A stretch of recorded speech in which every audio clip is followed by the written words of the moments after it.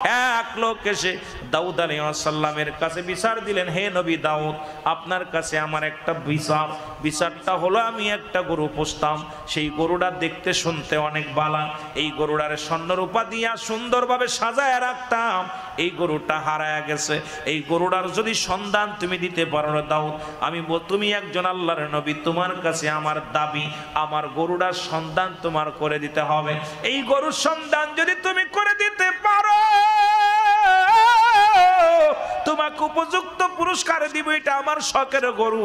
দাউদ আলাইহিস সালাম কয়, কথা দিলাম তোমার আমি দিব, একটু অপেক্ষা করো। জোরে জোরে চিল্লায়া বলা যাবে না আল্লাহু আকবার। আমার বাবারা একটু অল্প একটু বুঝা, আমি মেন আলোচনায় চলে যাব। আমার বন্ধুগণ, আমার কষ্ট হচ্ছে আপনাদের, বলবো না ছেড়ে দিব?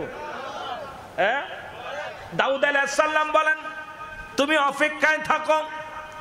এ মুসলমান, গভীর মনোযোগ। এবার লোক লাগা দিলেন দাউদ আলাইহিস সালাম, খবর নাও মহল্লার মধ্যে গরুটাকে জবাই করে খেলো, গরুর সন্ধান দিতে পারলে তাকে উপযুক্ত পুরস্কার দেওয়া হবে। এই খোঁজাখুঁজি করতে লাগলেন, করে কোথাও পায় না। কয়েকজন মহিলা খোঁজারু লেগে গেলেন, কোথায়? এই মহল্লার মধ্যে আশেপাশে অঞ্চল, আশেপাশে গ্রামগুলো, বাড়িগুলো ঘুরে ঘুরে দেখে কোথায় দাউদ আলাইহিস সালামের গরু কেউ জবাই করেছে। ওই গরুটা ওই লোকটার গরু কেউ জবাই করেছে নাকি ধরে রাখছে, নাকি এটা বিক্রি করে দিছে, খোঁজাখুঁজি করতে লাগলো। এর মধ্যে মুসলমান এক মহিলা যায় দেখে এক বাড়ির মধ্যে এই গরুর গোশত জবাই করিয়া কাবাব বানিয়া খাচ্ছে এক বাড়ির মধ্যে একটা ছেলে একটা মা। যায় দুপুরে উনি ডাকতে বলে, মা রে, আমি কদিন ক্ষুধার্ত অবস্থা আছি, তোমাদের বাড়ি কিছু রান্না করছে নি? কয়, রান্না করেছি, আমাদের বাড়িতে গরুর গোশত কাবাব বানাইছি, তুমি বসো, তোমাদেরকে একটু খাওয়াইব। উনি খাওয়াইলেন, তৃপ্তি সহকারে খাওয়াইলেন। খাওয়ানোর পর আর একটু গোশত ছিল, সেটুকু দিয়ে দিলেন, যান বাবা নিয়ে যান। জোরে বলেন আল্লাহু আকবার। আর একটু জোরে বলেন আল্লাহু আকবার। এই গোশতটা নিয়া দাউদ আলাইহিস সালামের কাছে আসিয়া ওই জমিদারকে খবর দিলেন, জমিদার রে, তোমার গরুর সন্ধান পেয়েছি, দাউদের কদমে আসো, কঠিন বিচার করা হবে। দাউদ আলাইহিস সালামের কাছে আসা হলো। জমিদার বলতেছে, মেয়েরে, তুমি কেমনে প্রমাণ পাইলা? বলে, হুজুর, আপনাদের প্রতিবেশী এলাকার মধ্যে মা এবং সন্তান মিলে আপনার গরু জবাই করিয়া কাবাব বানায়া খাইছে, আপনার গরুর এই যে আমি নমুনা আনছি, আপনার গরুর চামড়া নিয়ে আইছি একটু, আর আমাকে একটু গোশত দিছে, আমি নিজে খাইছি এবং আনছি, ওই বিচার করতে হবে। সঙ্গে সঙ্গে দাউদ আলাইহিস সালাম খলক পাঠায় তাদের ধরে আনলেন, ধরে এনে এবার কাঠ দাঁড়া করলেন। ছেলেটার মাকে জিগায়, ও বুড়ি মা, তুমি এই গরুটা কেন জবাই করলে? বলো, তুমি জবাই করছো কেন? বলে, হুজুর, আমি কেন জবাই করেছি, কি করেছি, আমি আপনাদের বিস্তারিত বলতেছি।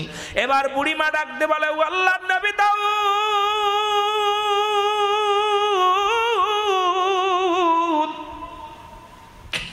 নবী দাউদ রে,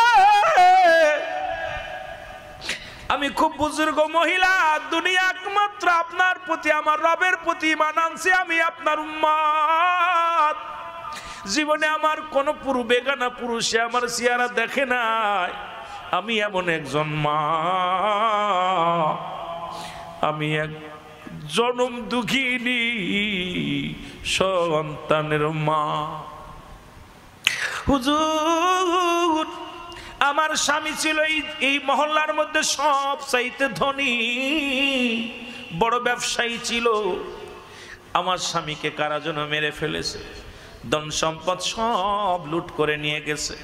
আমি ছোট্ট সন্তান নিয়ে ক্ষুধার যন্ত্রণায় দাঁড়ে দাঁড়ে বেড়াইতাম, কোথাও খাবার না পায়া এক জঙ্গলার পাশে আসিয়া মাওলা জিকির করি। আমি মাওলার প্রেমে পাগল হইয়া পড়ে আসি। হঠাৎ ঘুম থেকে উঠে দেখি একটা আনার গাছ, ওই আনার গাছটা দেখলাম। ওই আনার গাছটা দেখে বড় আশ্চর্য হয়ে গেলাম। শীতেনে একটা আনার গাছ, এই আনার গাছের দিকে লক্ষ্য করলাম। হঠাৎ করে আবার তাকাইলাম, দেখি আনার গাছে দুইটা ফল আনার ধরে আছে। এই আনার দুটে পারলাম, খাইলাম। প্রতিদিন ওই গাছে দুইটা করে আনার হয়, আর দুইটা করে আনার, এই একটা আনার আমার সন্তানরে দিই, একটা আনার আমি খাই, এইটা দুইটা খায়া জীবন যাপন করি আর আমার মাওলার জিকির করি, আমার আল্লাহর পাগল। এরে আমার রব্বে কারিমের পাগল,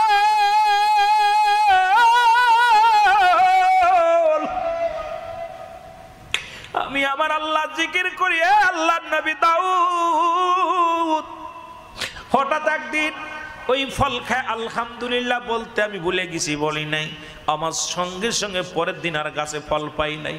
গাছে দেখি ওই গাছে আর ফল নাই, ওই দুটি ফল ক্ষুধার্ত অবস্থায়। এরপরে 3 দিন অনাহারে, 3 দিন অনাহারে আসি, 3 দিন ক্ষুধার্ত অবস্থায় আসি, কোনো খানা পাই না, খানা অনাহারে রয়েছি। পড়ে এমন সময় আল্লাহর নবী দাউদ, আমার কলিজার টুকরা সন্তান, তার তো বাবা নাই, সেও তো এক জমিদারের ছেলে ছিল, কিন্তু খোদার যন্ত্রণা সহ্য করতে পারছে না।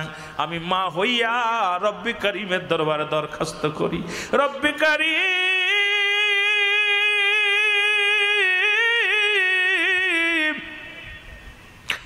আমি মা হইয়া সন্তানের যদি না খায়া রাখি গো, ও আমার আল্লাহ, ওই আনার গাছে দুটি করে ফল হতো, আজ 3টা দিন ফল নাই, ছেলে অনাহারে, আমি অনাহারে। তোমার দরবারে শুকরিয়া আদায় করি, তুমি রিজিক দাতা, তুমি মালিক, হায়াতের মালিক, তুমি খানোর মালিক, সব কিছুর মালিক আমার আল্লাহ। আল্লাহ, সন্তান অনাহারে আছে, একটা ব্যবস্থা করে দাও। ঘুমায় আসি, রাত্রে না খেয়ে ঘুমায় আসি, সকালবেলা ঘুমতি করে দিকে আমার ঘরের দরজায় ওই গরুটা দাঁড়ায় আছে।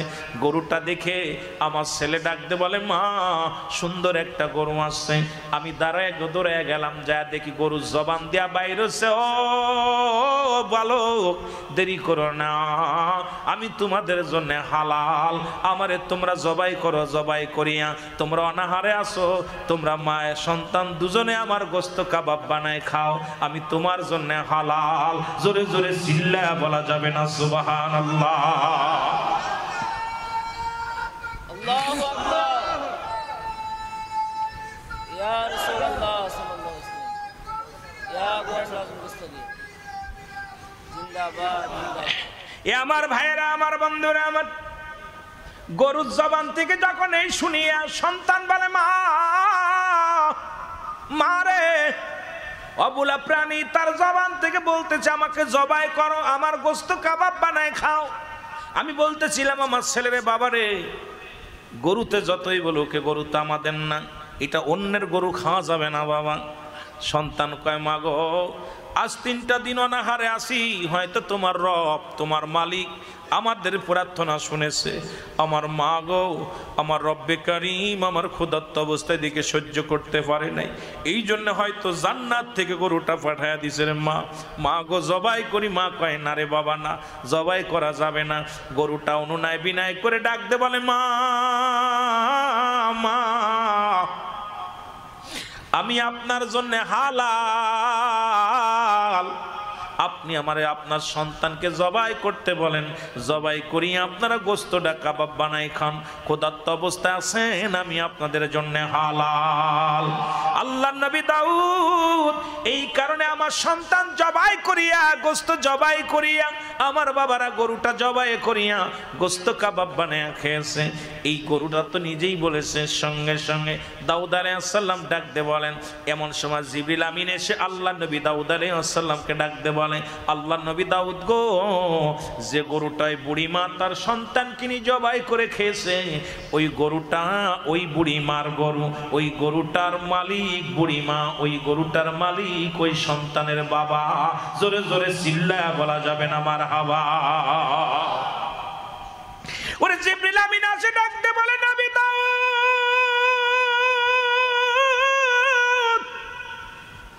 এই আল্লাহর নবী দাউদ শোনো গো,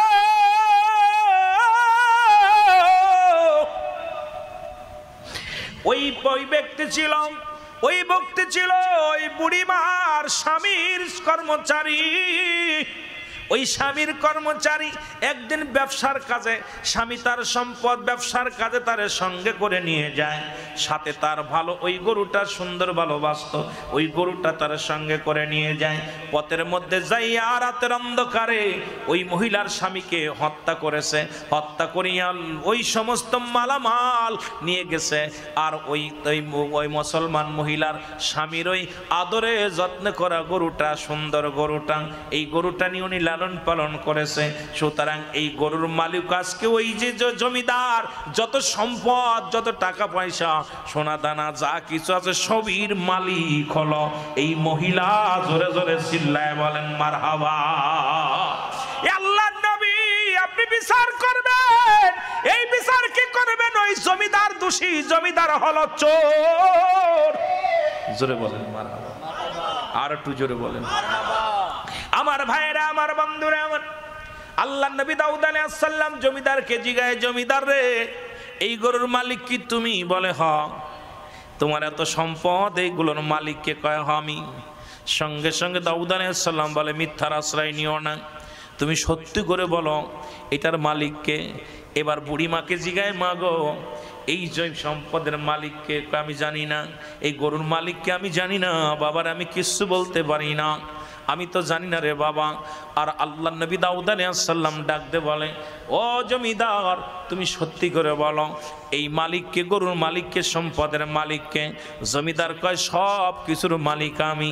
সঙ্গে সঙ্গে জিবরিল আমিন কয়, আল্লাহ নবী গো আপনি হুকুম দেন ওর জবানটা যেন বন্ধ হয়ে যায়। ওই জবানটা বন্ধ হলে তার অঙ্গ প্রত্যঙ্গ সব সাক্ষী দিবে ওই গরুটা কার, সম্পদের মালিককে।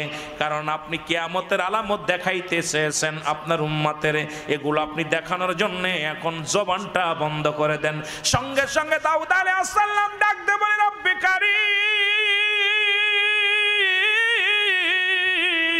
এই জমিদারের জবান তুমি কেড়ে নাও। সঙ্গে সঙ্গে জবান বন্ধ হয়ে গেল।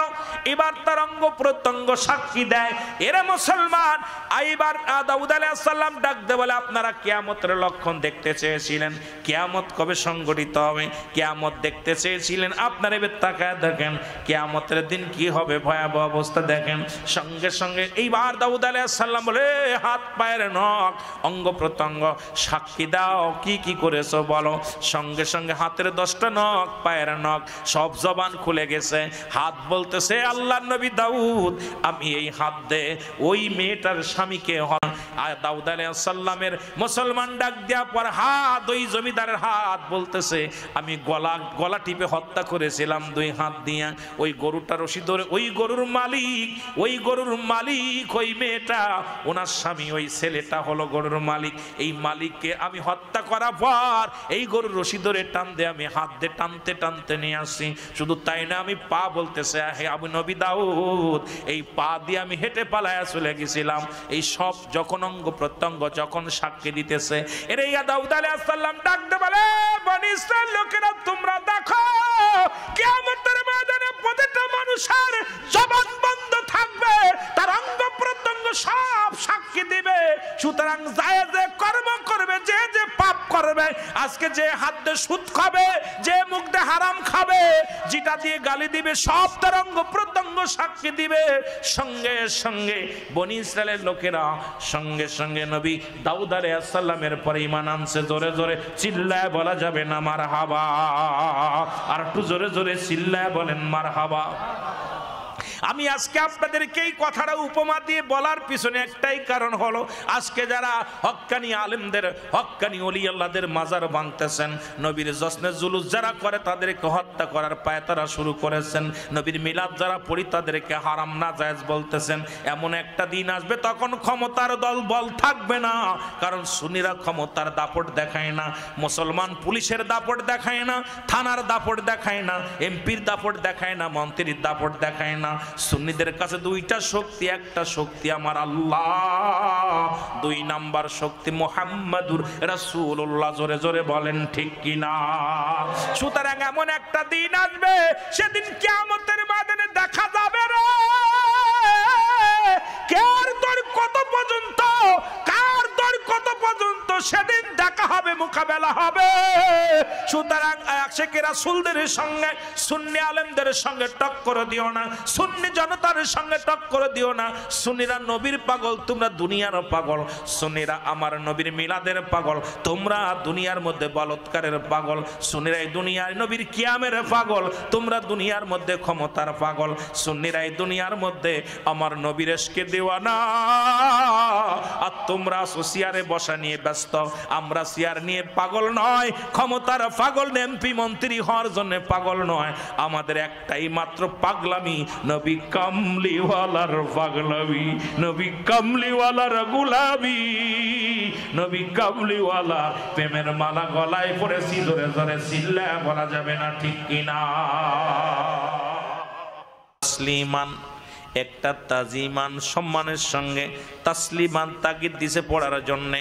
তাসলিমান তাগিদ দিছে পড়ো, হুকুম কার? জোরে বলেন কার? আল্লাহ কাদের হুকুম দিছে? দিছে ইমানদারদের, বেঈমানদের দেয় নাই, দাড়িওয়ালারে দেয় নাই, টুপিওয়ালারে দেয় নাই। এই দুনিয়ার মধ্যে খানকার ফিরে দেন নাই, মাঠের ফিরে দেন নাই, ময়দানের ফিরে দেয় নাই। যারা একমাত্র আল্লাহর নবীর পাগল, আল্লাহর পাগল, এদেরকে আল্লাহ বলে তোরা কি কর, বেশি বেশি করে পড়ো। তাকে দিছে পড়ার জন্যে। কি পড়বা তাও কয়, আমার নবীর উপরে কি পড়বা? তোমরা দুরূদ পড়ো, বেশি বেশি করে পড়ো। তাসলিমান তাকে দিছে পড়ার জন্য, তাজিমান সম্মানের সঙ্গে। এখন নবীরে ভালোবাসে কারা, নবীর প্রেমিক কারা, এটা প্রমাণ হয়ে যায়। কোনো বেয়াদব নবীরে ভালোবাসতে পারে না, একমাত্র যাদের ভিতরে আদব আছে। আর আদব, বুদ্ধি, মহব্বত, সাহস, এই চারটা গুণে গুণান্বিত হলো সুন্নি আকীদার সমস্ত আশিকান, সুন্নি আকীদার সমস্ত মুরব্বীগণ, সুন্নি আকীদার সকল মুসল্লিগণ, সুন্নি আকীদার প্রতিটা মুসলমান। যারা সুন্নি আকীদার মুসলমান, এদের ভিতরে এক নম্বরে আছে আদব, দুই নম্বরে আছে বুদ্ধি, তাদের ভিতরে আছে মহব্বত, তাদের ভিতরে আছে সাহস। কারণ এই দুনিয়ার কোনো কিছু পরোয়া করে না, নবীর জন্য জীবন দিতে রাজি আছে। ধরে বলেন ঠিক কিনা? আদব, বুদ্ধি, মহব্বত, সাহস, এই চারটা গুণ আছে সুন্নিদের ভিতরে। সুন্নিদের ভিতরে আদব, একটা সুন্নি হট্টগোল মানেন, বিশ্বাস করে না, হট্টগোল, মারামারি, এগুলো আমরা কখনো এগুলো পছন্দ করি না। তর্ক বায়াস, আজকে দেখেন ওনাদের মুখের ভাষা এত নগণ্য খারাপ, কিন্তু আমরা সুন্নিরা এটা প্রতিবাদ করি না। কিন্তু আমাদের কোন আলেম যদি একটু ফুস করে, ওনাদের উস থাকে না, 14 গোষ্ঠী ফুস করে ফেলে। যেটা বলে ঠিক কিনা? আমার বাবারা, আমার বন্ধুরা, আমার বড্ড কষ্ট হয়। এখন উনাদের মুফতি শফিক আহমেদের লেখা ফতোয়ায়ে দেওবন্দের মধ্যে, ফতোয়ায়ে দেওবন্দের মধ্যে 2য় খণ্ড 33 নম্বর পৃষ্ঠা, বাবারা আমার, লেখক হলো মুফতি শফিক আহমেদ, যিনি গুরুর গুরু, গুরু ওনাদের বড় গুরু, যিনি দেওবন্দ মাদ্রাসার বড় মুহাদ্দিস, যিনি যার কিতাব লেখলেন, যেটি পড়ে হাটাজারির ছাত্ররা যেখানে লেখাপড়া করে, মুসলমান সারা বাংলাদেশে কওমি অঙ্গনের আলেমদের উস্তাদ, উস্তাদুল আলেম, যার নাম হলো মুফতি শফিক আহমেদের লেখা। এই কিতাবের নাম ফতোয়ায়ে দেওবন্দ। এই কিতাবের মধ্যে 2য় খণ্ডের মধ্যে 33 নম্বর পৃষ্ঠার মধ্যে বয়ান করে, রাসূলের উপরে দুরূদ ও সালাম পাঠ করা জীবনে একবার ফরজ। এ মুসলমান শুনে নাও, যতবার পড়বে মুস্তাহাব আমল। নবীর উপরে দুরূদ ও সালাম পড়বে কারা? একমাত্র আহলে সুন্নাত ওয়াল জামাতের আকীদা হলো ওই নবীর উপরে দুরূদ ও সালাম পাঠ করা মুস্তাহাব আমল। জোরে বলেন মারহাবা, আর একটু জোরে বলেন মারহাবা। এখন মৌলভী সাহেব, তোমার আব্বা কয় কি, তুমি করো কি? কথা বুঝেননি? তোমার মুরব্বী কয় কি, তুমি করো কি? বড় কষ্ট লাগে। যদিও নবীর জীবন চরিত্র, মিলাদুন নবীর আলোচনা আসবে, এখানে আমার রাসূলের সম্মানের আলোচনা আসবে, শুধু একটু বোঝাতে যে তো মিলাদ বলতে আমরা বুঝি পরিচালিত যেটা আমরা দুরূদ শরীফ পড়ি, এটাই সাধারণ পাবলিক মিলাদ ভাবে। জোরে বলেন ঠিক কিনা? আরো জোরে বলেন ঠিক কিনা? অনেক সময় এটারই নিয়ে ইমাম সাহেব যে আমাদেরকে নিয়ে যে দুরূদ শরীফ পড়ে, এটা নিয়েই মনে করে এটাই মনে হয় মিলাদ। কিন্তু মিলাদের কিন্তু মূল ভাবধারা আমি কিন্তু আপনাদের একবার বুঝাই দিছি অল্প সময়ের মধ্যে। এটাকে বিস্তারিত নিয়ে আলোচনা করলে ঘন্টা 2 চলে যাবে। আমি কিন্তু এত সময় আপনাদের নষ্ট করব না। আর আমি সিদ্দিকী সাহেব জানেন যে আমি সালাম দিয়ে আলোচনা শুরু করি। আর আমি এত বড় জ্ঞানী না, আমার সেই তো অনেক জ্ঞানীগুণী মানুষ এখানে আছেন। আমরা মিলাদ শব্দ মনে করি বেশিরভাগই প্রত্যন্ত অঞ্চলে পল্লী এলাকায় আমরা সাধারণ পাবলিক যারা সকলেই মনে করি এক জায়গা বইয়া নবীর উপরে দুরূদ পড়ে এটারই মিলাদ মনে করি। জোরে বলেন ঠিক কিনা? আসলে মিলাদের শাব্দিক অর্থ হলো জন্ম বৃত্তান্ত। সুবহানাল্লাহ বলেন না? আরো জোরে বুঝিয়াইছেনি? কথা বলেন, বুঝিয়াইছেনি? এখন আমাদের মধ্যে আমি আপনাদেরকে বলি, আমরা যে মিলাদ পড়ি, দুরূদ পড়ি, এই দুরূদ এখন আমার দেশের অসংখ্য মৌলবীরা এই দুরূদ পড়তে রাজি নয়। তারা বলে দুরূদ ইব্রাহিম পড়ব। যেরকম ঠিক কিনা? আমি বলতে চাই আমাদের দুরূদের দলিল আছে, আপনাদের দুরূদের দলিল দেখান। আমাদের দুরূদের দলিল দেখান। এই বিষয়ে আমি অনেক আলোচনা করেছি বিস্তারিত। আমার বাবারা আমার গভীর মনোযোগ, এ বিষয়ে অনেক আলোচনা হয়েছে, অনেক দুরূদের বিষয়ে ফজিলাত নিয়ে আলোচনা হয়েছে। আমার বাবারা আমার বন্ধুরা আমার গভীর মনোযোগ। আজকে আমাদের সমাজ আমাদের জাতি এমন একটা পর্যায়ে পৌঁছে গেছে, মিলাদের মুসলমান শুনে নাও, তিরমিজি শরীফের 2য় খণ্ড 203 নম্বর পৃষ্ঠা 2 নম্বর কলম 2 নম্বর লাইনের মধ্যে মিলাদ আল্লাহুম্মা সাল্লি আলা সাইয়্যিদিনা মাওলানা মুহাম্মদ ওয়ালা আলি সাইয়্যিদিনা মাওলানা মুহাম্মদ। কয় ওদের কোনো দলিল নাই, দুরূদ শরীফের দলিল নাই। আরে আলেম সাহেব শুনে নেন, হাটাজারির আলেমরা শুনে নেন, চট্টগ্রামের আলেমরা শুনে নেন, আমরা যে দুরূদ শরীফ পড়ি এই দুরূদের দলিল আছে, কিন্তু আপনারা যে দুরূদ ইব্রাহিম পড়েন একখানা দলিল দেন, বুখারী থেকে দলিল দেন, মুসলিম থেকে দলিল দেন, তিরমিজি শরীফ থেকে দলিল দেন। কিন্তু আমাদের দুরূদ শরীফ যেটা পড়ি আল্লাহুম্মা সাল্লি আলা সাইয়্যিদিনা মাওলানা মুহাম্মদ ওয়ালা আলি সাইয়্যিদিনা মাওলানা মুহাম্মদ, যেখানে সকল নবীর খেলা শেষ, আখির নবীর খেলা শুরু, যেখানে সব নবীদের ইমাম রাহমাতাল লিল আলামিন। জোরে বলেন মারহাবা। আর একটু জোরে বলেন মারহাবা। এখন যেটা বলতেছিলাম, তিরমিজি শরীফের 2য় খণ্ড যাদের বাড়িতে আছে ভালো করে লেখে নেন। এখন মিলাদ যে প্রচলিত মিলাদ যেটা জায়েজ আছে কি না আছে? প্রচলিত যেটা মিলাদ এটা বলে এটা জায়েজ নাই। আমি বিস্তারিত দলিল দেওয়ার জন্য সময় যদিও না পাই, অল্প সময়ের মধ্যে কিছু কথা বলে যায়। তিরমিজি শরীফের 2য় খণ্ড 203 নম্বর পৃষ্ঠা 2 নম্বর লাইনের মধ্যে, লাইন আরবি টু আরবি যে কিতাবগুলো আছে 2 নম্বর লাইনের মধ্যে এই মিলাদ প্রচলিত মিলাদ জায়েজ। জোরে জোরে চিল্লায় বলা যাবে না মারহাবা। আর একটু জোরে বলেন মারহাবা। এ নাসাই শরীফের 1ম খণ্ড মুসলমান 145 নম্বর পৃষ্ঠা 4 নম্বর কলমের মধ্যে, কলম নাম্বার 4 এর মধ্যে প্রচারিত মুসলমান মিলাদ শরীফ আল্লাহুম্মা সাল্লি আলা সাইয়্যিদিনা মাওলানা মুহাম্মদ। এই প্রচারিত মিলাদ যারা মানে না তারা শুনে নেন। যাদের বাড়ি নাসাই শরীফ আছে মুসলমান 1ম খণ্ড 145 নম্বর পৃষ্ঠার মধ্যে 4 নম্বর কলমের মধ্যে, এ মুসলমান বেহেশতে যায়ের একটা কিতাব আছে, যেটা আমাদের কিতাব নয়, যেটা মুসলমান কওমি অঙ্গনের কিতাব, যেটার মধ্যে বেশি যারা পড়ে। মুসলমান 222 নম্বর পৃষ্ঠার মধ্যে লেখছে কিরা মুসলমান শুনে নাও, আশরাফ আলী থানভীর লেখছে। উনি লেখছেন কি মুসলমান, প্রতি বছর আসে, প্রতি বছর আমি আমার রাসূলের উপরে মিলাদের আয়োজন করি। উনি লেখলেন প্রতি বছর একটা অনুষ্ঠান করি আমি। উনি লেখলেন, আশরাফ আলী থানভীর বললেন, এখন উনাদের গুরু আমাদের গুরু না। উনি বললেন জীবনের নামাজ, জীবনের রোজা, কত যাকাত পড়লাম, যাকাত দিলাম, এর মধ্যে প্রতি বছর যখন আমি একটা দিন আমার রসুলের মিলাদ পড়ি, রসুলের মিলাদ শরীফের আয়োজন করি, প্রচলিত মিলাদ, যখন আমার মনে তৃপ্তি পায়, শান্তি পায়, আমার মন বড় শান্ত হয়, মজা লাগে। জোরে জোরে বলেন না সুবহানাল্লাহ। এরে মুসলমান, তোমাদের গুরু কয়, যে গুরু তোমরা যারা স্বীকার করো না, সেই গুরু কয় প্রতি বছর আমি নবীর মিলাদ পড়ি গো। একটা দিন, যেমন আপনারা বছরে একটা দিন মাহফিল করেন, ঠিক কিনা? বছরে একদিন মাহফিল করেন, এই রকম উনি বলতেছেন আমি বছরে একদিনে মিলাদ মাহফিলের আয়োজন করি। মুসলমান শুনে নাও। আর তখন আমার রসুলের উপরে দুরূদ পড়ি, মিলাদ পড়ি, এমনকি আমার রসুলকে কিয়াম করি, দাঁড়ায় সালাম দিই। শুধু তাই নয় মুসলমান শুনে নাও, গভীর মনোযোগ গো মুসলমান, গভীর মনোযোগ।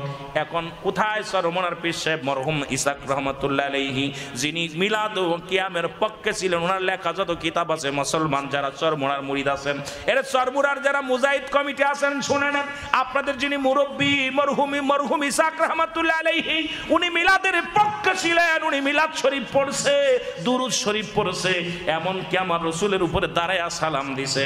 আর বর্তমান যুগের কাট্টা মৌলবী ভাই রয়েছে, তারা বাবার হুকুম মানে না, দাদা বাপ দাদার আইন মানে না। এখন মুরব্বীদের জুতা পিটা করে। যেমন পটুয়াখালীর জমিনে ছেলে আসক্ত হইয়া, মোবাইলে আসক্ত হইয়া, এর নিজের বাবা যখন বাংলাদেশের বড় আলেম, এই কমি অঙ্গনের বড় আলেম, কিন্তু সে বাড়ি কন্ট্রোল করতে পারে না। ওই যে মুসলমান, ওই সন্তান অপদার্থ সন্তান, বাবা মায়ের অবাধ্য হয়ে গেছে। ছোট্ট ছেলে ক্লাস 7-এ পড়ে, ওই ছেলেকে শাসন করতে যায়, মোবাইল দেয় নাই। ছেলেকে রাতের অন্ধকারে বাবা ওয়াজ করে বাড়ি আসছে, বাবার সন্তান বাবা ছেলে বাবারে জবাই করে দিছে। কারণ হলো ওরা বাবার মানে না, সন্তান বাবারে মানে না, বাবাকে জবাই করে। কারণ আমরা সুন্নি জামাতের কোন সন্তান বাবারে জবাই করতে পারে না, কারণ একটা প্রমাণ কেউ দেখাইতে পারবেন না। কারণ এই আদর্শ যাদের অন্তরের ভিতরে নবীর প্রেম আছে, নবীর ভালোবাসা আছে, এ কোনদিন নবীর আশিকের গায়ের একটা পশমের ক্ষতি করে না। জোরে বলেন ঠিক কিনা? আর একটু জোরে বলেন ঠিক কিনা? শুধু তাই নয় মুসলমান, গতকালকে দেখলাম আসরের নামাজের পরে মাইকি মসজিদের মাইকেল হামদিয়া কোথায়, হোমনার জমিনে, কুমিল্লার জমিনে। আমি একটু আগে একটা দলিল দিছি, রাসূল বলে মেরকাতের 10ম খণ্ড 722 নম্বর পৃষ্ঠা, তাফসীরুল বায়ান 5ম খণ্ড 524 নম্বর পৃষ্ঠা। আরে আমার আব্বার কিতাব না, যদি প্রমাণ না পারো কিতাব খোলো, যদি বাবা মার টাকা থাকে, হ্যাডাম থাকে, কিতাব খোলো। আমি বলতেছি কিতাবের নাম মেরকাতের 10ম খণ্ড 722 নম্বর পৃষ্ঠা, তাফসীরুল বায়ান 5ম খণ্ড 524 নম্বর পৃষ্ঠা। রাসূল বলে আলা সাবধানিল্লাহ, নিশ্চয় আলা ইন্না উলিয়াল্লাহি, আল্লাহর তরফ থেকে যারা ওলি হয় লা ইয়ামুত, তাদের মৃত্যু নাই। আল্লাহ রাসূল নিজে ঘোষণা করে তাদের মৃত্যু নাই। আর তোমার মতো মৌলবী, তোমার মতো মুজাহিদ কমিটির, তোমার মতো তৌহিদি জনতা নাম দিয়া এই সমস্ত আল্লাহর ওলিদের মাজারগুলো পোড়ায়া দিছ। বড় কষ্ট লাগছে। আমি আসার সময় ও যুবক, যখন আমি চট্টগ্রামের দিকে আসতেছিলাম, সংবাদ শুনে মনকে বড় সান্ত্বনা দিতে পারি নাই। দেখি মুসলমান হোমনার জমিনে একটা নয়, দুটি নয়, 4টা মাজার। যারা মাজারে শুয়ে আছে আল্লাহর ওলিরা, তারা তো কারোর ক্ষতি করে নাই। এর মরা মানুষগুলো তো কারোর ক্ষতি করে নাই, ওই মানুষগুলো শুয়ে আছে। এই বাংলাদেশে তো যাদের কাছে মানুষ শুয়েও শান্তি নাই, ওই মুসলমান নুরা পাগলার মতো এই সমস্ত মানুষগুলো, তারা মৃত্যুর পরে বিচারের দায়িত্ব হলো আমার রব্বে কারিমের। বিচার করবে আমার রব্বে কারিম। তৌহিদি জনতা এখন বিচারের দায়িত্বটাও নিয়ে নেছে মরার পরে। জোরে বলেন ঠিক কিনা? কোন সুন্নি জনতা এটা করে নাই, কারণ তারা আসবে না। কারণ মৃত্যুর পরে ফয়সালা কে দিব? বলেন কে? মৃত্যুর পরে ফয়সালা কি দিব? আপনাদের ইমাম সাহেব দিব। ইমাম সাহেব ফয়সালা দিবে জীবিত থাকতে। সে যদি শরীয়তের বিরোধিতা কোনো কাজ করে, মুসল্লিদেরকে নিয়ে এটা সমাধান দিবে, তাকে তওবা পড়াইবে, তারে কি করবে? হিদায়াতের জন্য বাণী শোনাইবে, বুঝাইবে। তারে না পারলে জনগণ মিলে একটা ডিসিশন নিবে, আমার বাবারা আমার। কিন্তু মৃত্যুর পরে ইমাম সাহেব যদি লাশের সঙ্গে বেয়াদবি করে, তাহলে বোঝা গেল মরার পরে ওই দায়িত্ব এখন, আজ আল্লাহর যে দায়িত্ব, এই দায়িত্ব এখন ওনরা গ্রহণ করেছে। মরেও শান্তি নাই বাংলাদেশে। ধরে বলেন ঠিক কিনা? এর মুসলমান গতকালকে 4টা মাজার যখন গুড়িয়ে দিছে, মাজারের কাপাবার এত কষ্ট, মাজারে গেলে দোষ, মাজারের ফ্যান চুরি করলে দোষ নাই, মাজারের টাকা বাক্স, যে ডাকদান বাক্স চুরি করলে কষ্ট নাই। দেখা গেছে মুসলমান ওখানে যায় জিনারাটার পর্যন্ত চুরি করে নিয়ে গেছে, এটাও ধরা পড়ছে। বড় লজ্জাজনক, এই চোরের দলেরা আসলে লুটতারাজ করতে যায়, তারা আল্লাহর ওলিদের সঙ্গে দুশমনি করে। বুখারী শরীফের হাদিস, আল্লাহ রাসূল বলছে, ঘোষণা করেছে আল্লাহ হাদিসে কুরসির মধ্যে বলে, পৃথিবীর মধ্যে যদি কোনো ব্যক্তি আমার ওলিদের সঙ্গে দুশমনি করে, আমি আল্লাহ তাদের বিরুদ্ধে জিহাদ ঘোষণা করি। জোরে বলেন ঠিক কিনা? কষ্ট লাগলো যে এই বাংলাদেশ, আমরা উড়ে আসি নাই ওলি আল্লাহর দেশ। এই দেশে কোন তৌহিদি জনতা ইসলাম প্রচার করে নাই, কোন জঙ্গলিবাদ উগ্রবাদীরা ইসলাম প্রচার করে নাই। ইসলাম প্রচার করেছে আল্লাহর ওলিরা। জোরে বলেন ঠিক কিনা? সেই ওলি আল্লাহর মাজারগুলো ভেঙে গুড়িয়ে দিতেছে, ওলি আল্লাহর মাজারে বোমা মারতেছে, ওলি আল্লাহর মাজারগুলো লুটতরাজ করতেছে, ভেঙে দিতেছ। তোমরা মনে রেখো, আজ হোক কাল হোক তোমাদের তাকবীরে পোকা লাগবে, এর মধ্যে কোনো সন্দেহ। এটা কেন বলছি শুনবেন। আজ থেকে 3-4 বছর আগে আপনাদের চট্টগ্রামে বৈজ্ঞানিকেরা বলেছে, চট্টগ্রাম শহর, চট্টগ্রাম বন্দর কয়েকটা ভাঙন দিছে, ফাটল দিছে, যে কোনো মুহূর্তে চট্টগ্রাম সমুদ্র হয়ে যেতে পারে। চট্টগ্রাম টাউন, চট্টগ্রাম বন্দর যে কোনো মুহূর্তে সাগর হয়ে যাবে। কিন্তু এমন কিছু মহামানব এই চট্টগ্রামের জমিনে শুয়ে আছে, যাদের ওসিলায় জমিনটা এখনো তরতাজা আছে। সুবহানাল্লাহ বলেন না? আরো জোরে, আরো জোরে। আপনারা যারা লেখাপড়া করেন তাদের কাছে জিগাইবেন, যারা আগের যুগে, আমি কয়েক বছর আগে শুনেছি যে চট্টগ্রামের জমিনটা যে কোনো মুহূর্তে এটা সমুদ্রে পরিণত হয়ে যাবে, সমুদ্রে এটা হয়ে যাবে, সমুদ্র হয়ে যাবে, কারণ কয়েকটা ফাটল দিয়ে রাখছে জমিনটার মধ্যে।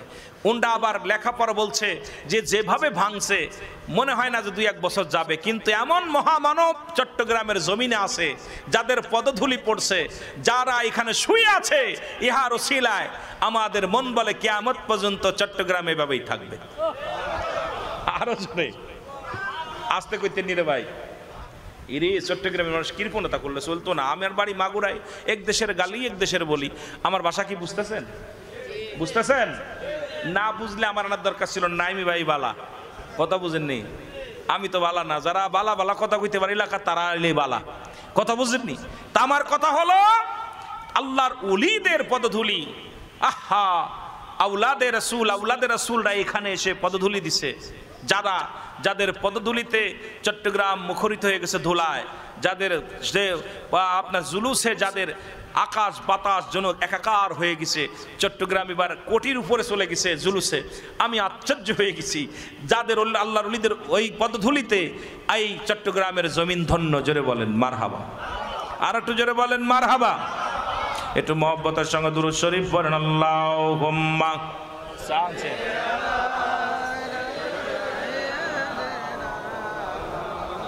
আরো জোরে বলেন আলা আলি সাইয়্যিদানা। আল্লাহদের মাজারের সঙ্গে যারা দুশমনি করো, নিজের কপাল নিজে পুড়াইতেছো। আমি বলেছি যদি ভণ্ড হয় এখনো সময় আছে, আমরা 10 জন মিলে যাই, মৃত্যুর পরে ওখানে যাওয়া হয়, ওগুলো বন্ধ করার জন্য চেষ্টা করতে হবে, যেন নাচ গান না হয়, ঢোল ডগর না বাজায়, যেখানে নারী পুরুষ একত্রিত না হয়। এর পক্ষে আমিও আপনারাও এক পক্ষে থাকবেন। কিন্তু এই যে লোকটা ঘুমায় আছে অন্ধকার জগতে, যে দেশে গেলে মানুষের হিসাব হয়, যে দেশে গেলে মানুষের হিসাব হয়, যে দেশে গেলে মানুষের বিচার হয়, সেই দেশের বিচারের দায়িত্ব আমার রব্বে কারিমের। সেই দেশের বিচারের দায়িত্ব কোনো জনতার দেয়া হয় নাই। জোরে বলেন ঠিক কিনা? আর একটু জোরে বলেন ঠিক কিনা? এই জন্য আমি আপনাদেরকে বলি, যায় মুসলমান, গভীর মনোযোগ। আমরা দুরূদ পড়ব কার? আমার রসুলের। জোরে বলেন কার? আরো জোরে বলেন কার? আমার রসুলের। একটু মহব্বতে বলেন নবী মুহাম্মদ সাল্লাল্লাহু আলাইহি। আপনার দুরুদে আসে ক্ষয়তালা, বলেন আপনার মিলাদে আসে ক্ষয়। আরো জোরে বলেন নবী মুহাম্মদ, আপনার দুরুদে আসে ক্ষয়তালা, বলেন আপনার মিলাদে। ওগো আপনার দুরুদ পড়ে আমার আল্লাহ তাআলা,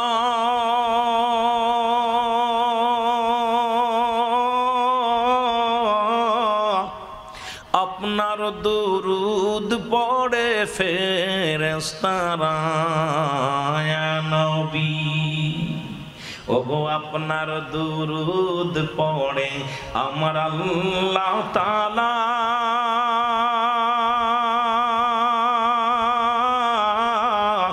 আপনার দুরুদ পড়ে ফেরেশতারা, এ নবী বলেন এ নবী মুহাম্মদ সাল্লাল্লাহু, ওগো আপনার দুরুদে আসে খয়ত না, বলেন আপনার মিলাদে পড়ে আল্লাহ তাআলা। ওরে যখনই মনে পড়ে নবী কামলিওয়ালা,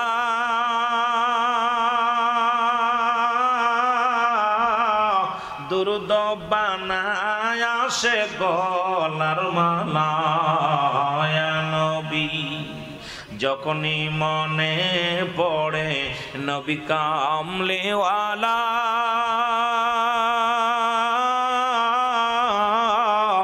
ওরে দুরুদ বানায় আসে গলার মালা, ইয়া নবী এ নবী মুহাম্মদ সাল্লাল্লাহু, ওরে আপনার দুরুদে আসে খয়ত না, বলেন আপনার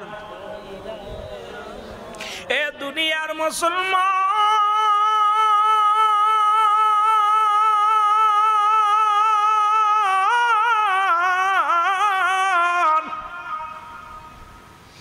বড্ড কষ্ট হয় রে আজকে, যখন জাতি এমন ভাবে নষ্টের পথে চলে গেছে, আজকে সমাজ নষ্ট হয়ে গেছে, জাতি নষ্ট হয়ে গেছে। মুসলমান দাউদ আলাইহিস সালাম যখন কোরআন তেলাওয়াত করতে, একটা কথা মনে পড়ে গেল, যদিও আজকে আমার নবীর জীবনে আলোচনা, মিলাদুন নবীর আলোচনা, তবে বুঝাইতে যে কিছু কথা বলি। হযরত দাউদ আলাইহিস সালাম ওনার কিতাব যখন তেলাওয়াত করতেন, পশু পাখিগুলো পাগল হয়ে যেতেন। আমার নবীর জুলুস যখন শুরু হয়, অত্র চট্টগ্রাম নয়, নবীর আশেকরা পাগল হয়ে যায়। জোরে বলেন ঠিক কিনা? কথাগুলো এই জন্যে বলে যায়, দাউদ আলাইহিস সালাম যখন ওনার কিতাব পড়তেন, পাখিগুলো, পশুগুলো, বনের বাঘ, বনের হরিণগুলো, মাছগুলো একত্রিত হইয়া দাউদ আলাইহিস সালামের ওই কিতাব পড়া শুনতেন।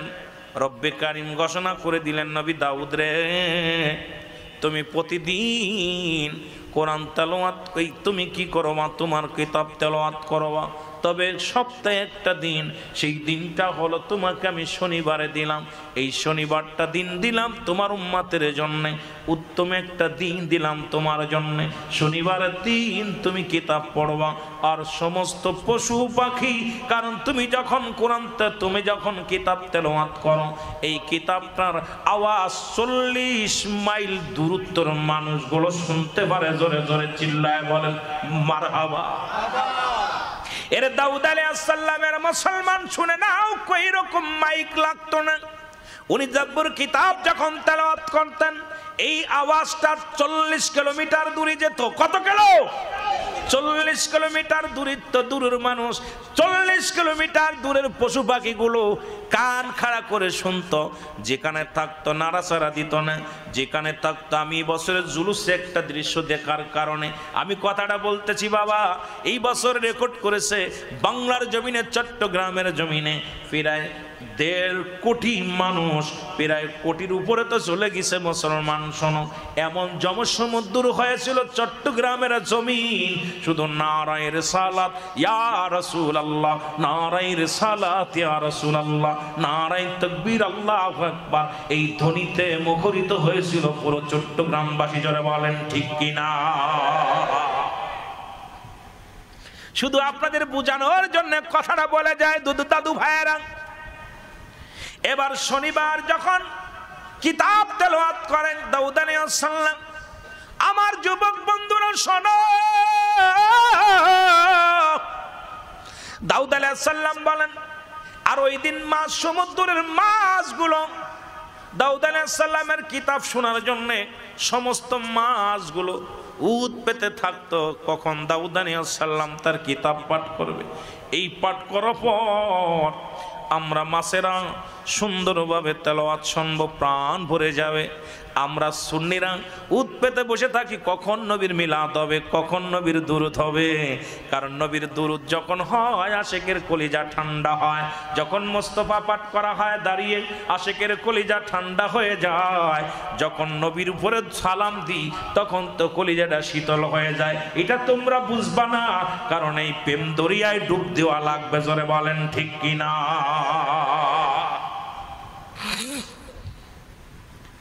মিলাদ আমার তো মনে মাঝে মাঝে ওয়াজ মাহফিলে যাই, যেগুলো অন্য তরিকা তো এসালে সফট হবে।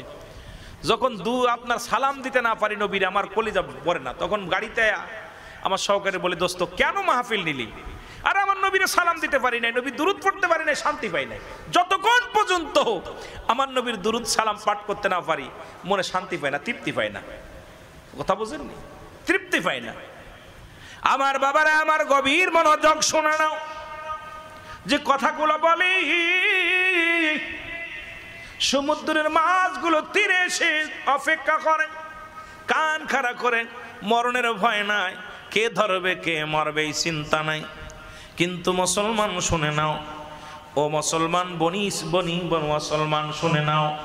বনি ইসরায়েলের লোকেরা চিন্তা করলে এত পরিমাণ মাছ সমুদ্রে পাওয়া যায়, আর এই শনিবারে মাছ ধরা শুরু করলো। আমি আপনাদেরকে বারবার তাগিদ দিতে চলি, আল্লাহদের দিয়া বাঘের লাশ দিয়ে কান খাজেন না। আল্লাহর ওলিরা হলো বাঘ, আল্লাহর ওলিরা যাইতে সাপ। এটা কান খাজতে যেন না, সবল যখন মারবে শেষ হয়ে যাবেন। এখনো বারণ করতেছে, শুনতেছেন না? ওই দাউদ আলাইহিস সালাম বারণ করেছিল, শোনেন নাই? আমিরুল আমিন বারণ করে যায়, আল্লাহর ওলিদের সঙ্গে দুশমনি করেন না, কারণ যখন সবল মারবে পালানোর কোনো পথ পাওয়া যাবে না। জোরে বলেন ঠিক কিনা? এ আমার ভাইয়েরা, আমার গভীর মনোযোগ। এবারে দাউদ আলাইহিস সালাম বারণ করলেন লোক। দাউদ আলাইহিস সালাম তার কওমের লোকদের বললেন, এ কওমেরা শোনো, বনি ইসরাইল লোকেরা শোনো, তোমরা শনিবার মাছ ধরো না, শনিবারে কোনো শিকার করো না। কারণ শনিবারটা রব্বি কারীম ইবাদতের একটা দিন দিছে। সপ্তাহে একদিন, আমরা যেমন শুক্রবার ইয়ামুল জুম্মা, ইয়ামুল সাবতে, শনিবার। ওরে দাউদ আলাইহিস সালামের ইবাদতের দিন ছিল শনিবার, আর আমার নবীর উম্মতের ইবাদতের দিন হলো মুসলমান ইয়ামুল জুম্মা। জোরে জোরে চিল্লায়া বলা যাবে না মারহাবা? এই শনিবার কোন মাছ শিকার করবে না। কিন্তু বনি ইসরাইলের ওই যারা নেতা আছে তারা বললো, এই দাউদের কথা, নবী দাউদের কথা শোনা যাবে না, তোমরা মাছ ধরবা, বেশি বেশি করে ধরবা, তোমরা বারণ শোনা যাবে না। আমার বাবারা আমার, দাউদ আলাইহিস সালাম ভয় দেখালেন। যেমন লা খাউফুন, তাদের ভয় নাই। কাদের ভয় নাই? লা নাই, খাউফুন শব্দের অর্থ ভয়। ওয়ালা যদি অবস্থান করে হুমদের উপরে, ইহজানুন, তাদের কোনো চিন্তা নাই, ভাবনা নাই। আল্লাহর মাহবুব বান্দা যারা হয়, এই জায়গা যদি আপনাদেরকে বলি পুলিশ আইছে, কারোর ভয় আসেনি? যদি বলেন পুলিশ আইছে, ভয় আসেনি? কেউ মারার কেসের আসামি নেই, কেউ ডাকাতি কেসের আসামি নাই।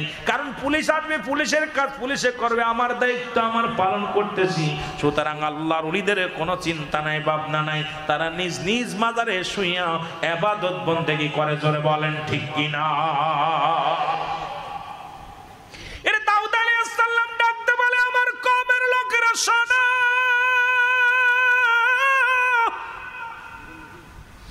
আমি দাউদ তোমাদেরকে ঘোষণা করে দিলাম,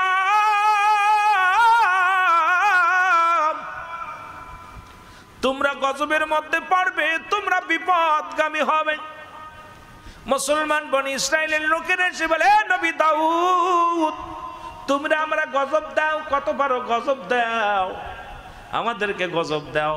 যদি পারো তোমার খোদারে গজব দিতে বলো, তোমার আল্লাহরে গজব দিতে বলো, ভয় দেখায়ও না। আরে আলেমরা এখন বুঝতেছিন না, আল্লাহর ওলিদের সঙ্গে দুশমনি করো, গজব যখন আসবে, এখন মুসলমান আসে না, যখন আসবে তখন বুঝবি মজাটা। জোরে বলেন ঠিক কিনা? দাউদ আলাইহিস সালাম ভয় দিলেন, কিন্তু ভয় পেল না। এরপরে একদল কিছু লোক ওই শনিবারে ইবাদতখানায় থাকলেন, ইবাদত বন্দেগী করতে লাগলেন। আর কিছু লোক মুসলমান দাউদ আলাইহিস সালামের এই কথা মান্য করিয়া মাছ ধরলেন।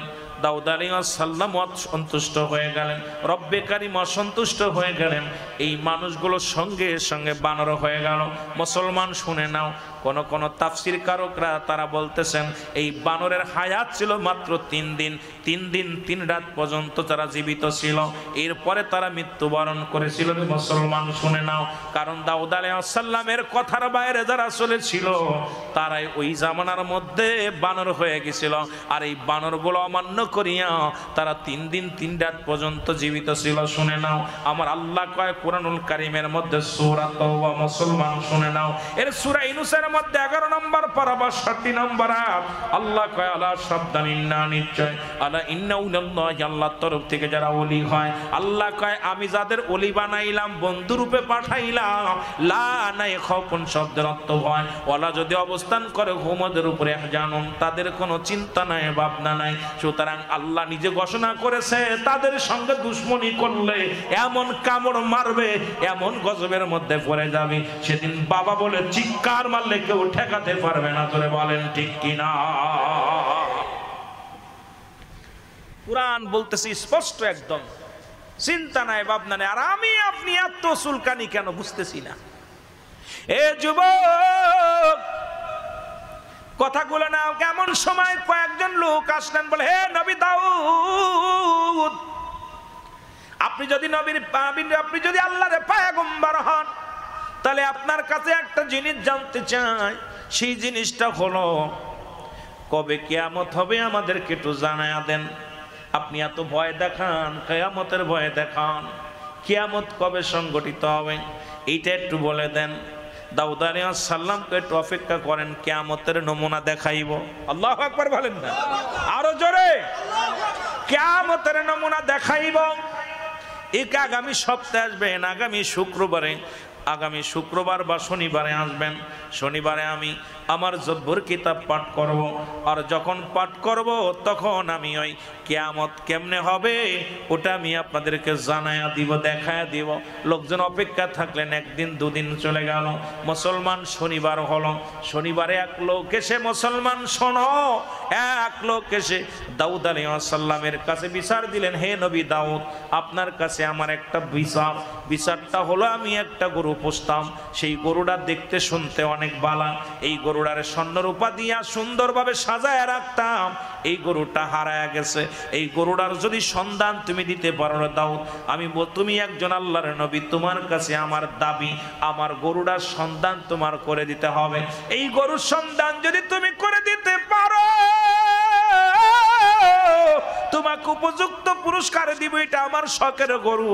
দাউদ আলাইহিস সালাম কয় কথা দিলাম তোমার আমি দিব, একটু অপেক্ষা করো। জোরে জোরে চিল্লায়া বলা যাবে না আল্লাহু আকবার।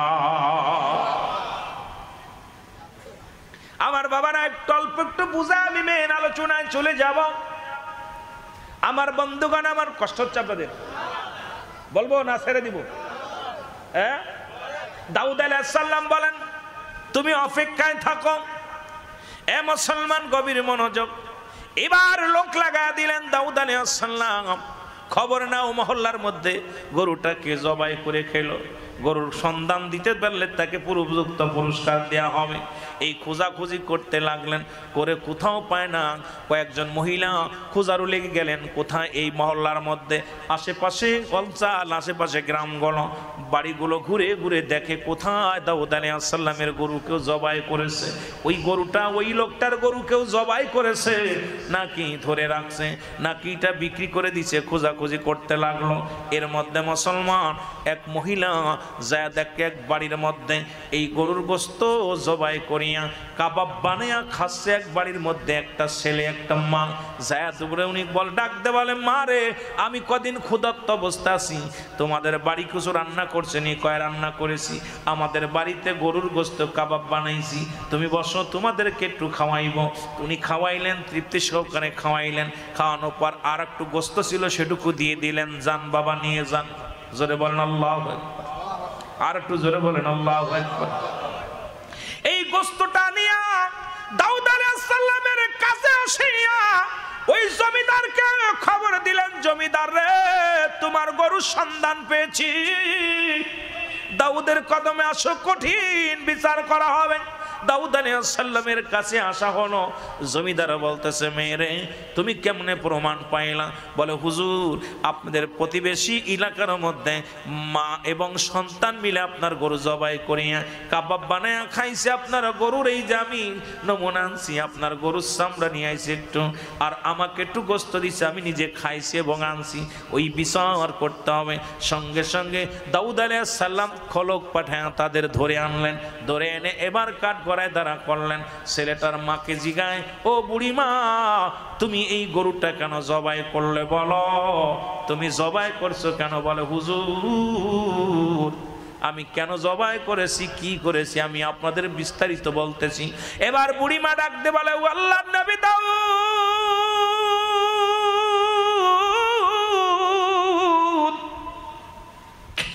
নবী দাউদ রে, আমি খুব বুজুর্গ মহিলা, দুনিয়া একমাত্র আপনার প্রতি আমার রবের প্রতি ঈমান আনছি, আমি আপনার উম্মত। জীবনে আমার কোন বেগানা পুরুষে আমার চেহারা দেখে নাই। আমি এমন একজন মা, আমি এক জনম দুঃখিনী সন্তানের মা। হুজুর আমার স্বামী ছিল এই মহল্লার মধ্যে সব চাইতে ধনী, বড় ব্যবসায়ী ছিল। আমার স্বামীকে কারা যেন মেরে ফেলেছে, ধন সম্পদ সব লুট করে নিয়ে গেছে। আমি ছোট্ট সন্তান নিয়ে ক্ষুধার যন্ত্রণায় দাঁড়ে দাঁড়ে বেড়াইতাম। কোথাও খাবার না পায়া এক জঙ্গলার পাশে আসিয়া মাওলার জিকির করি। আমি মাওলার প্রেমে পাগল হইয়া পড়ে আসি। হঠাৎ ঘুম থেকে উঠে দেখি একটা আনার গাছ। ওই আনার গাছটা দেখলাম। ওই আনার গাছটা দেখে বড় আশ্চর্য হয়ে গেলাম। শীতেনে একটা আনার গাছ, এই আনার গাছের দিকে লক্ষ্য করলাম। হঠাৎ করে আবার তাকাইলাম, দেখি আনার গাছে দুইটা ফল আনার ধরে আছে। এই আনার দুটে পারলাম, খাইলাম। প্রতিদিন ওই গাছে দুইটা করে আনার হয়, আর দুইটা করে আনার, এই একটা আনার আমার সন্তানদের দিই, একটা আনার আমি খাই। এইটা দুইটা খায়া জীবন যাপন করি আর আমার মাওলার জিকির করি, আমার আল্লাহর পাগল। এরে আমার রব্বে কারিমের পাগল।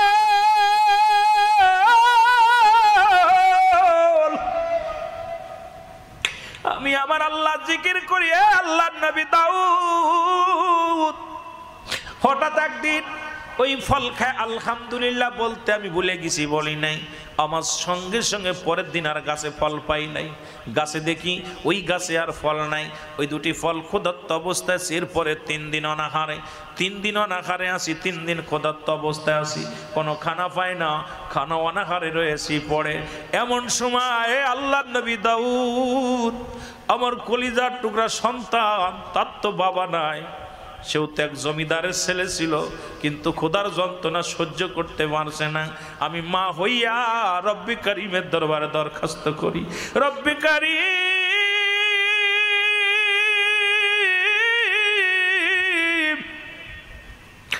আমি মা হইয়া সন্তানের যদি না খায়া রাখি গো, ও আমার আল্লাহ, ওই আনার গাছে দুটি করে ফল হতো, আজ 3টা দিন ফল নাই, ছেলে অনাহারে, আমিও অনাহারে। তোমার দরবারে শুকরিয়া আদায় করি। তুমি রিজিক দাতা, তুমি মালিক, হায়াতের মালিক, তুমি খানোর মালিক, সব কিছুর মালিক আমার আল্লাহ। আল্লাহ সন্তান অনাহারে আছে, একটা ব্যবস্থা করে দাও। ঘুমায় আসি, রাত্রে না খেয়ে ঘুমায় আসি, সকালবেলা ঘুমতি করে দিকে আমার ঘরের দরজায় ওই গরুটা দাঁড়ায় আছে।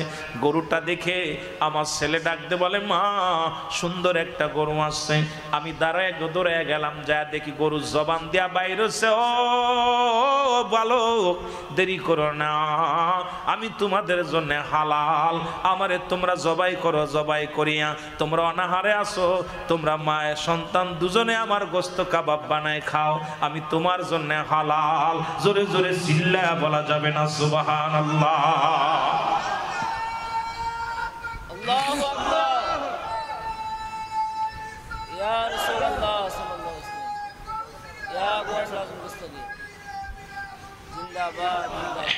এ আমার ভাইয়েরা, আমার বন্ধুরা, আমার গরুর জবান থেকে যখন এই শুনিয়া সন্তান বলে, মা মারে, অবুলা প্রাণী তার জবান থেকে বলতেছে, আমাকে জবাই করো, আমার গোস্ত কাবাব বানায় খাও। আমি বলতেছিলাম আমার ছেলেরে, বাবারে গরুতে যতই বলুকে গরু তো আমাদের না, এটা অন্যের গরু খাওয়া যাবে না বাবা। সন্তান কয় মা গো আজ 3টা দিন অনাহারে আসি, হয়তো তোমার রব তোমার মালিক আমাদের প্রার্থনা শুনেছে। আমার মা গো আমার রব্বে কারিম আমার ক্ষুধার্ত অবস্থায় দিকে সহ্য করতে পারে নাই, এই জন্য হয়তো জান্নাত থেকে গরুটা পাঠায়া দিছে রে মা। মা গো জবাই করি। মা কয় না রে বাবা না, জবাই করা যাবে না। গরুটা অনুনয় বিনয় করে ডাক দে বলে মা মা আমি আপনার জন্য হালাল, আপনি আমারে আপনার সন্তানকে জবাই করতে বলেন, জবাই করি আপনারা গোস্তটা কাবাব বানাই খান, ক্ষুধার্ত অবস্থায় আছেন, আমি আপনাদের জন্য হালাল। আল্লাহর নবী দাউদ এই কারণে আমার সন্তান জবাই করিয়া গোস্ত জবাই করিয়া আমার বাবারা গরুটা জবাই করিয়া গোস্ত কাবাব বানায়া খেয়েছে। এই গরুটা তো নিজেই বলেছে। সঙ্গে সঙ্গে দাউদ আলাইহিস সালাম ডাক দে বলেন, এমন সময় জিবরিল আমিন এসে আল্লাহ নবী দাউদ আলাইহিস সালামকে ডাক দে বলে, আল্লাহ নবী দাউদ গো যে গরুটায় বুড়িমা তার সন্তানকে নিয়ে জবাই করে খেয়েছে, ওই গরুটা ওই বুড়িমার গরু, ওই গরুটার মালিক বুড়িমা, ওই গরুটার মালিক ওই সন্তানের বাবা। জোরে জোরে চিল্লায়া বলা যাবে না মারহাবা। ওরে জিবরিল আমিন আসে ডাক দে বলে নবী দাউদ,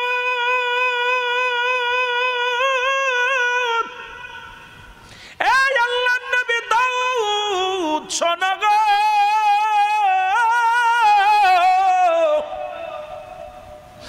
ওই ব্যক্তি ছিল ওই বুড়িমার স্বামীর কর্মচারী। ওই স্বামীর কর্মচারী একদিন ব্যবসার কাজে, স্বামী তার সম্পদ ব্যবসার কাজে তার সঙ্গে করে নিয়ে যায়, সাথে তার ভালো ওই গরুটা সুন্দর ভালোবাসত, ওই গরুটা তার সঙ্গে করে নিয়ে যায়। পথের মধ্যে যাইয়া রাতের অন্ধকারে ওই মহিলার স্বামীকে হত্যা করেছে, হত্যা করিয়া ওই সমস্ত মালামাল নিয়ে গেছে। আর ওই মুসলমান মহিলার স্বামীর ওই আদরে যত্ন করা গরুটা, সুন্দর গরুটা, এই গরুটা নিয়ে উনি লালন পালন করেছে।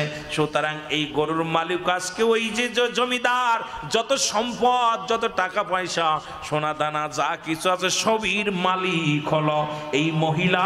জোরে জোরে চিল্লায় বলেন মারহাবা। আল্লাহর নবী আপনি বিচার করবেন, এই বিচার কি করবেন? ওই জমিদার দোষী, জমিদার হলো চোর।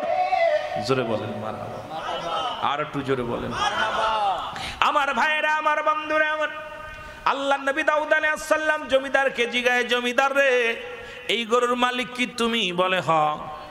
তোমার এত সম্পদ এইগুলোর মালিককে? কয় হ আমি। সঙ্গে সঙ্গে দাউদ আলাইহিস সালাম বলে মিথ্যার আশ্রয় নিও না, তুমি সত্যি করে বলো এটার মালিককে।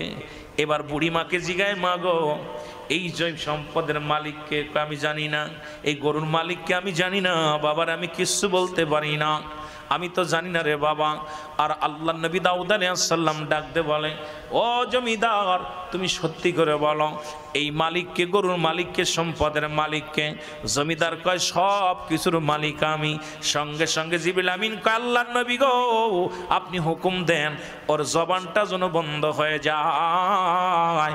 ওই জবানটা বন্ধ হলে তার অঙ্গ প্রত্যঙ্গ সব সাক্ষী দিবে ওই গরুটা কার, সম্পদের মালিককে। কারণ আপনি কিয়ামতের আলামত দেখাইতে চেয়েছেন আপনার উম্মতের, এগুলো আপনি দেখানোর জন্য এখন জবানটা বন্ধ করে দেন। সঙ্গে সঙ্গে দাউদ আলাইহিস সালাম ডাক দে বলে, রব্বে কারীম এই জমিদারের জবান তুমি কেড়ে নাও। সঙ্গে সঙ্গে জবান বন্ধ হয়ে গেল। এবার তার অঙ্গ প্রত্যঙ্গ সাক্ষী দেয়। এরে মুসলমান, এইবার দাউদ আলাইহিস সালাম ডাক দে বলে, আপনারা কিয়ামতের লক্ষণ দেখতে চেয়েছিলেন, কিয়ামত কবে সংঘটিত হবে কিয়ামত দেখতে চেয়েছিলেন, আপনারা এবার তাকায় দেখেন কিয়ামতের দিন কি হবে, ভয়াবহ অবস্থা দেখেন। সঙ্গে সঙ্গে এইবার দাউদ আলাইহিস সালাম বলে, হাত পায়ের নখ অঙ্গ প্রত্যঙ্গ সাক্ষী দাও, কি কি করেছো বলো। সঙ্গে সঙ্গে সঙ্গে হাতের 10টা নখ, পায়ের নখ, সব জবান খুলে গেছে। হাত বলতেছে আল্লাহর নবী দাউদ, আমি এই হাত দে ওই মেয়েটার স্বামীকে দাউদ আলাইহিস সালামের মুসলমান ডাক দেওয়ার পর হাত, ওই জমিদারের হাত বলতেছে আমি গলা টিপে হত্যা করেছিলাম 2 হাত দিয়া। ওই গরুটা রশি ধরে, ওই গরুর মালিক ওই মেয়েটা, ওনার স্বামী, ওই ছেলেটা হলো গরুর মালিক। এই মালিককে আমি হত্যা করার পর এই গরুর রশি ধরে টান দিয়ে আমি হাত দিয়ে টানতে টানতে নিয়ে আসি। শুধু তাই না, আমি পা বলতেছে হে আবু নবী দাউদ, এই পা দিয়ে আমি হেঁটে পালায়া চলে গেছিলাম। এই সব যখন অঙ্গ প্রত্যঙ্গ যখন সাক্ষী দিতেছে, এর ইয়া দাউদ আলাইহিস সালাম ডাকতে বলে বনি ইসরাইল লোকেরা তোমরা দেখো কিয়ামতের ময়দানে প্রতিটা মানুষের জবান বন্ধ থাকবে, তার অঙ্গ প্রত্যঙ্গ সব সাক্ষী দিবে। সুতরাং যায় যে কর্ম করবে, যে যে পাপ করবে, আজকে যে হাত দিয়ে সুদ খাবে, যে মুখ দিয়ে হারাম খাবে, যেটা দিয়ে গালি দিবে, সব তার অঙ্গ প্রত্যঙ্গ সাক্ষী দিবে। সঙ্গে সঙ্গে বনি ইসরাইলের লোকেরা সঙ্গে সঙ্গে নবী দাউদ আলাইহিস সালামের পরে ঈমান আনছে। জোরে জোরে চিল্লায় বলা যাবে না মারহাবা? আর একটু জোরে জোরে চিল্লায় বলেন মারহাবা। আমি আজকে আপনাদেরকে এই কথাটা উপমা দিয়ে বলার পিছনে একটাই কারণ হলো, আজকে যারা হক্কানি আলেমদের, হক্কানি ওলি আল্লাহদের মাজার ভাঙতেছেন, নবীর জশ্নে জুলুস যারা করে তাদেরকে হত্যা করার পায়তারা শুরু করেছেন, নবীর মিলাদ যারা পড়ি তাদেরকে হারাম না জায়েজ বলতেছেন। এমন একটা দিন আসবে তখন ক্ষমতার দল বল থাকবে না, কারণ সুন্নিরা ক্ষমতার দাপট দেখায় না, মুসলমান পুলিশের দাপট দেখায় না, থানার দাপট দেখায় না, এমপির দাপট দেখায় না, মন্ত্রীর দাপট দেখায় না। সুন্নিদের কাছে 2টা শক্তি, একটা শক্তি আমার আল্লাহ, 2 নাম্বার শক্তি মুহাম্মাদুর রাসূলুল্লাহ। জোরে জোরে বলেন ঠিক কিনা? সুতরাং এমন একটা দিন আসবে, সেদিন কিয়ামতের ময়দানে দেখা যাবে রে কার দর কত পর্যন্ত, কার দর কত পর্যন্ত, সেদিন দেখা হবে, মোকাবেলা হবে। সুতরাং আশিকে রাসূলদের সঙ্গে, সুন্নি আলেমদের সঙ্গে টক্কর দিও না, সুন্নি জনতার সঙ্গে টক্কর দিও না। সুন্নিরা নবীর পাগল, তোমরা দুনিয়ার পাগল। সুন্নিরা আমার নবীর মিলাদের পাগল, তোমরা দুনিয়ার মধ্যে বলৎকারের পাগল। সুন্নিরা এই দুনিয়ার নবীর কিয়ামের পাগল, তোমরা দুনিয়ার মধ্যে ক্ষমতার পাগল। সুন্নিরা এই দুনিয়ার মধ্যে আমার নবীর এশকে দেওয়ানা, আর তোমরা চেয়ারে বসা নিয়ে ব্যস্ত। আমরা চেয়ার নিয়ে পাগল নয়, ক্ষমতার পাগল, এমপি মন্ত্রী হওয়ার জন্য পাগল নয়। আমাদের একটাই মাত্র পাগলামি, নবী কামলিওয়ালার পাগলামি, নবী কামলিওয়ালার গুলামি, নবী কামলিওয়ালা প্রেমের মালা গলায় পড়েছি। জোরে জোরে চিল্লায় বলা যাবে না ঠিক কিনা?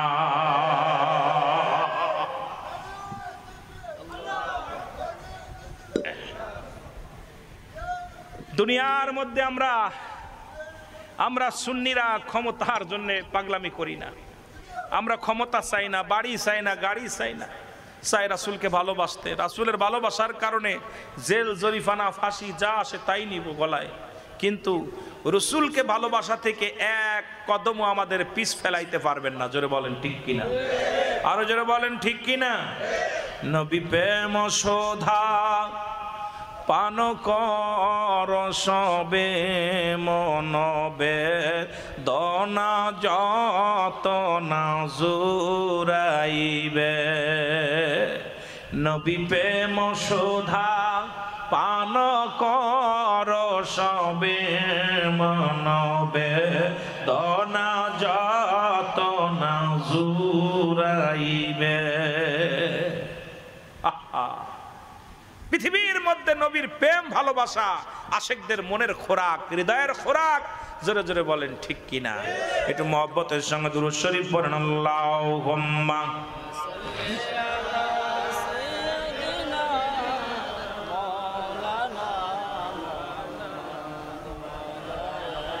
আইরে আমার নবীর মায়ার দিন, উম্মতের সামনে আজি হইতেছে বিলীন। হায় রে আমার নবীর মায়ার দিন। আমার সাথে পড়েন, হায় রে আমার নবীর মায়া, ওরে উম্মতের সামনে আজি হইতেছে বিলীন। হায় রে আমার নবীর মায়ার ফরমায়াছেন হযরত খাদিজা খাতুন শহরেতে যাইতেন নবী কালেমার প্রচারে আরে রক্তে লাল হইতে নবীর জুতা ওরে রক্তে লালে লাল হইত নবীর জুতা খানি হায় রে আমার নবীর মায়ার দিন বলো হায় রে আমার নবীর মায়ার দিন না জুটিত একটি দানা খরমা কোন দিন হায় রে আমার নবী ফরমায়াছেন হযরত হাফসা খাতুন মোটা সুতার চাদর নবীর ছিল যে খান সেই চাদরে গাই বিছানা সেই চাদরে গাই বিছানা শুইতেন শীতের দিন হায় রে আমার নবীর মায়ার দিন বলো হায় রে আমার নবীর মায়ার উম্মতের সামনে আজি হইতেছে বিলি হায় রে আমার নবীর মায়ার দিন বলো হায় রে আমার নবীর মায়ার দিন আরে ফরমায়াছেন হযরত আয়েশা খাতুন ওর মাঝে তো নবীর চুলায় জ্বলত না আগুন ওরে না জুটিত একটি দানা খেজুর কোন দিন হায় রে আমার নবীর মায়ার দিন বলো হায় রে আমার নবীর মায়ার দিন উম্মতের সামনে আজি হইতেছে বিলীন হায় রে আমার নবীর মায়ার দিন আল্লাহুম্মা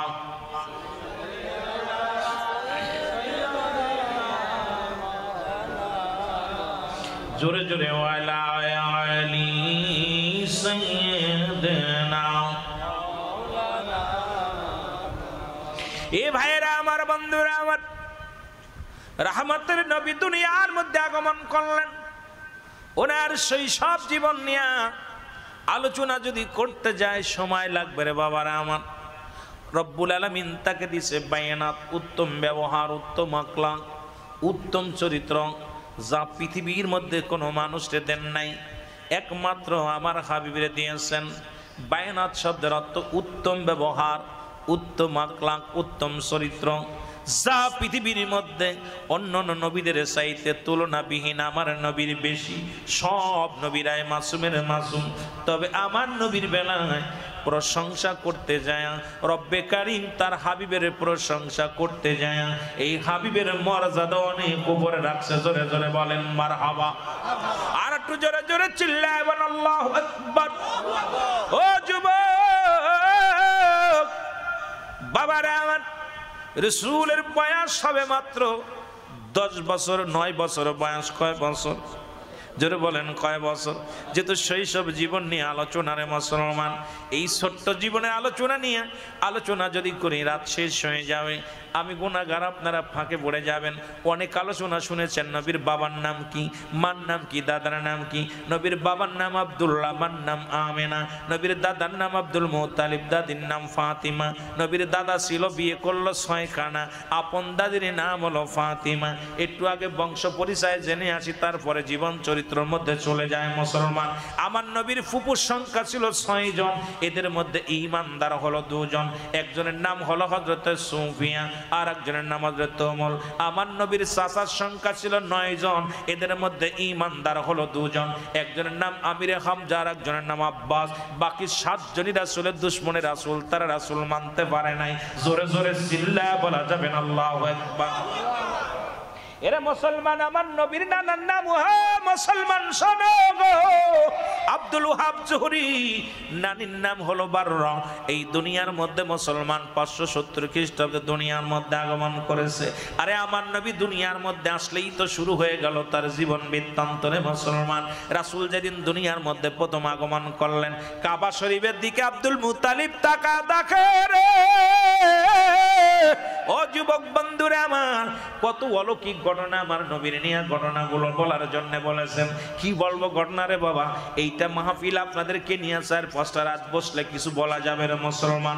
আব্দুল মুত্তালিব দেখে কাবার মাথা বেঁকা হয়ে গেছে। আব্দুল মুত্তালিব ডাক দেখায় কাবারে, আজ থেকে তোমার 26 দিন আগে ভাঙ্গার জন্য আছে। কোরআন শরীফ পড়েন, আমার আল্লাহ কালাম তারা আপনি কি দেখেন নাই? সূরা ফিল তাফসীর করেন বাবারে আমার। ওই হস্তি বাহিনীর কথা যখন আমার আল্লাহ কোরআনুল কারীমের মধ্যে বলছে, এ যুবক, আল্লাহ কা হাবিব,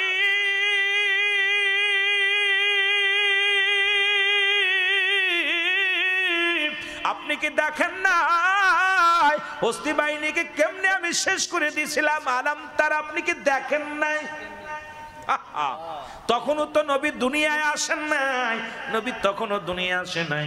ওরে মুসলমান শুনে নাও, কাবা শরীফের মাথা বেঁকা হয়ে গেছে।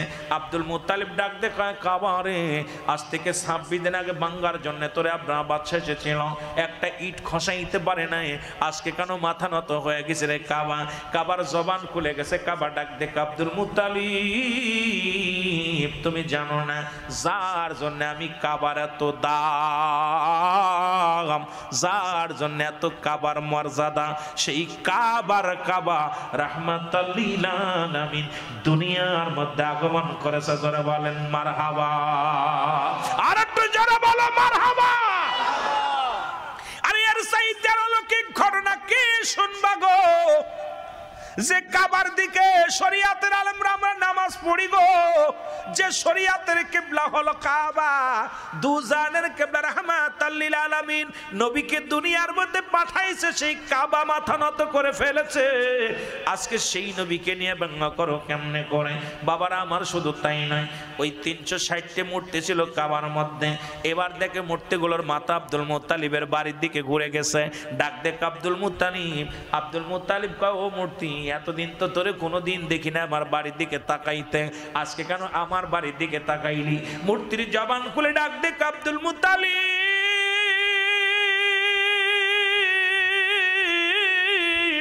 ও আব্দুল মুত্তালিব, শোনো শোনো শোনো গো। আরে এই ঘর থেকে আমাদের বাইর করার জন্য, ভেঙ্গে সুরে চুরমার করে দেওয়ার জন্য নবীদের নবী রাহমাতাল লিল আলামিন আসছে, আর আমরা সেই নবীর জুলুস করি। তোমরা কও বেদাত। কোন তরিকায়? 5 আগস্টের পরে যখন তোমরা আন্দোলন করে একটা নতুন বাংলাদেশ আবার যখন উপহার দিলা, আমার দেশের দাড়িওয়ালা টুপিওয়ালা দেখেছি রাস্তায় নেমে মিষ্টি বিতরণ করেছে। ওরে মুসলমান, প্রথম নতুন রাষ্ট্র পাইয়া 5 আগস্টের পরে তোমরা রাস্তায় নেমে স্লোগান দিলা, এটা যদি তোমাদের কাছে আনন্দ হয়, আমার নবী আসছে, আমরা স্লোগান দিছি, মিষ্টি বিতরণ করছি, এটা নাজায়েজ কেমনে হয় জানতে চায়? জোরে জোরে বলেন ঠিক কি না? ওই কাঠমৌলবী, কাট্টা মৌলবীর গোষ্ঠী, রসুল আসছে মূর্তি ভাঙ্গার জন্য, তোরা মূর্তি পাহারা দিলি কোন তরিকায়, কোন মাসলা? আমি জানতে চাই। মূর্তির সামনে দাঁড়াইয়া মূর্তিরে কোন মুসলমান কলা কচু দিয়া ফুল দিয়া, আরে কেমনে তারে খুতবা পাঠ করে, বয়া বয়া দেখেন গীতা পাঠ করে, ওং শান্তি ওং শান্তি। আরে বাবারে, শান্তির জন্য কেমন ভগবানের তুমি মূর্তি পাঠ করলা? কিন্তু আমার নবী আসছে, নবীর মুসলমান শোনো, আমার নবী আসছে মূর্তি ভাঙ্গার জন্য, তুমি মৌলবী মূর্তি পাহারা দাও। আর কও নবীর জুলুস করা হারাম, নবীর মিলাদ পড়া জায়েজ নয়, নবীর মিলাদ হারাম, নবীর দুরূদ পড়া হারাম। কই পাইলা দলিল একটা দেখতে চাই? জোরে বলেন ঠিক কি না? শুধু তাই নয় মুসলমান শোনে, বছর 1 বৈশাখ আমার দেশের কত দাড়িওয়ালা টুপিওয়ালা পাগড়িওয়ালাদেরও দেখেছি চট্টগ্রামের জমিনে একদল পাগড়িওয়ালা, দেখি রাস্তার মধ্যে হাতি ঘোড়া বানাইয়া, দেখি রাস্তা দিয়া পাহা এসে হে বৈশাখ, আর এমন ভাবে পাঠ করছে রে মুসলমান, রাস্তাঘাটে রং সাজিয়া ঘুরছে। আর আমরা মাতের মধ্যে একটা পতাকা মুসলমান 5 তারকা নিয়ে, ওরে মুসলমান 5 পাঞ্জাতনের একটা স্মৃতি নিয়ে আমরা কি করেছি, সবুজ পতাকা হাতের মধ্যে তাকবীর দিছি, নারায়ে তাকবীর, আল্লাহু আকবার, নারায়ে রিসালাত ইয়া রাসূলুল্লাহ। যদি বলা হারাম হয়, তোমার কোন মাসলায় পাইলা ওই না পহেলা বৈশাখ পালন করতে হবে, এইভাবে তোমরা জুলুস করছো। আমরা নবীর জুলুস করলে হয় হারাম, আর তোমরা করলে হয় আরাম। জোরে জোরে চিল্লায়া বলা যাবে না, ঠিক কি না? ভণ্ডামি শিখাই দেব, ভণ্ড, কত বড় ভণ্ড, প্রতারক, মৃত্যু কাচ্চাপ। ওরা যেগুলো করতেছে সব নাস্তিকদের পক্ষ নিয়া, এটা জায়েজ। আর আমরা নবীর মিলাদ করলে হারাম, আমরা নবীর ঈদে মিলাদুন নবী পালন করলে হারাম, আমরা জশ্নে জুলুস করলে হারাম। কোন তরিকা পাইলা, কোন কিতাবে পাইলা আমরা দেখতে চাই, জোরে বলেন ঠিক কিনা? আচ্ছা, 5 আগস্টের দেশ আবার ছাত্র জনতা আন্দোলন করে নতুন করে একটা উপহার দিল, তোরা মিষ্টি বিতরণ করলে খুব আনন্দ পাইছো। আইরে মিষ্টি খাওয়া খাই, কথা বুঝেননি? আমি বিপক্ষে কথা বলতেছি না, পক্ষে। তো এখানে জায়েজ হইলে, আর আমার নবী আইসে আমরা মিলাদ পড়লে মিষ্টি খাইলে হারাম হয় কিরাম? মাদারুজ্জুন নবুয়াতের প্রথম খণ্ডে শরীয়তের বিধান অনুযায়ী যদি কোনো ব্যক্তি হারামকে হালাল বলে, সে কাফের, কাফের, কাফের। সুতরাং আমাদের এই হালাল জিনিসকে যে সমস্ত মৌলবীরা হারাম ফতোয়া দিছে, তাদের 1 নম্বরে বউ তালাক হয়ে গেছে, 2 নম্বরে তারা নিজেরাই কাফেরদের অন্তর্ভুক্ত হয়ে গেছে। জোরে জোরে চিল্লায় বলেন ঠিক কি না? সিদ্দিকী সাহেবের কণ্ঠ এভাবেই চলবে, ভয় নাই, ভয় নাই। যদিও আমার এলাকায় আপনাদের মতো সুন্নি নাই, বাপ চাচারা সব ওই গোষ্ঠী, কথা বুঝেননি? সব ওই গোষ্ঠী বাপ চাচারা। আমি ফতোয়া দিছি, আমার চাচারে কই, চাচা শোনো, রাসূলকে বাদ দিয়ে যারা আল্লাহকে পাইতে চায় এই জামানায়, ওরা হলো আল্লাহওয়ালা কাফের। কি কাফের? আল্লাহওয়ালা কাফের অভাব নাই। বাবারে বাদ দিয়ে যে মা সন্তান নিতে চায়, এটা জারজ সন্তান। নবীকে বাদ দিয়ে যারা আল্লাহকে পাইতে চায়, এরা আল্লাহওয়ালা কাফের, ঠিক কি না? জোরে বলেন ঠিক কি না? এই আল্লাহওয়ালা কাফের অভাব নাই, এরা ডাইরেক্ট আল্লাহকে পাইতেছে রসুল বাদ দিয়া। রসুল না লাগবে না, এদের সাথে আমাদের কোনো সম্পর্ক জোরে বলেন আছে? যদি তোমার সাথে কেউ না চলে, তবে একলা চলো রে, ঠিক কিনা? কারুর দরকার নাই, সুন্নিরা একা চলতে রাজি নবীজি থাকলে, ঠিক কিনা? এরা নবীর হৃদয়ের মধ্যে, নবীর হৃদয়ের মধ্যে, নবী ঘুমের মধ্যে, নবী ধ্যানের মধ্যে, নবী আমার খানার মধ্যে, নবী আমার জীবনের মধ্যে। আমরা আমার জান মালের চাইতে, পরিবার পরিজনের চাইতে আমার নবীকে অধিক পরিমাণ ভালোবাসি। জোরে বলেন ঠিক কিনা? ভালো যদি বাঁচতে হয় নবীকে বাসন, বলেন ভালো নবী তরানওয়ালা, নবী বাঁচা, নবী তরানওয়ালা, নবী বাঁচা, প্রাণের চেয়ে অধিক ভালো নবীকে বাসন। প্রেম যদি করতে হয় নবীকে করুন, বলেন ভালো যদি বাঁচতে হয় নবীকে বাসন। এর জানের চাইতে নবীর ভালোবাসি কিনা? ওরে মক্কা মদিনার নারীরা যুদ্ধের ময়দান থেকে আসে, সাহাবীরা ডাকতে বলে, মেরে তুমি জানো না তোমার ছেলে শাহাদাতের পেয়ালা পান করেছে? মেয়ে ডাক দিয়ে কয়, ও নবীর সাহাবী রে, আমি আমার ছেলের কথা জানতে চাই নাই, আগে বলো আমার নবী কেমন আছে। ডাক দিয়ে বলে, মেয়েরা শোনো গো, তোমার স্বামী শাহাদাতের পেয়ালা পান করেছে। মেয়েরা ডাকতে বলো, আল্লাহর নবীর সাহাবীরা রে, চাই না আমার স্বামীর কথা শুনতে, আগে বলো আমার নবীজি কেমন আছে। মারহাবা বলো না। ডাকতে বলে, ভাই তোমার ভাই দুনিয়া থেকে শাহাদাতের পেয়ালা পান করেছে। ভাই ডাকতে বলে, ও ভাই নবীর সাহাবীরা রে, আমি জানতে চাই না আমার ভাই কেমন আছে, আগে বলো আমার নবী কেমন আছে। ছেলের মা, স্বামী, ভাই, বন্ধু তাদের জবান দিয়া একটা কথাই বলেছিল, চাই না আমরা শুনতে ছেলের কথা, চাই না আমরা স্বামীর কথা শুনতে, চাই না আমরা ভাইয়ের কথা শুনতে। ও নবীর সাহাবীরা, আগে বলো আমার নবীজি কেমন আছে। জোরে জোরে চিল্লায়া বলা যাবে না আমার আওয়াজ।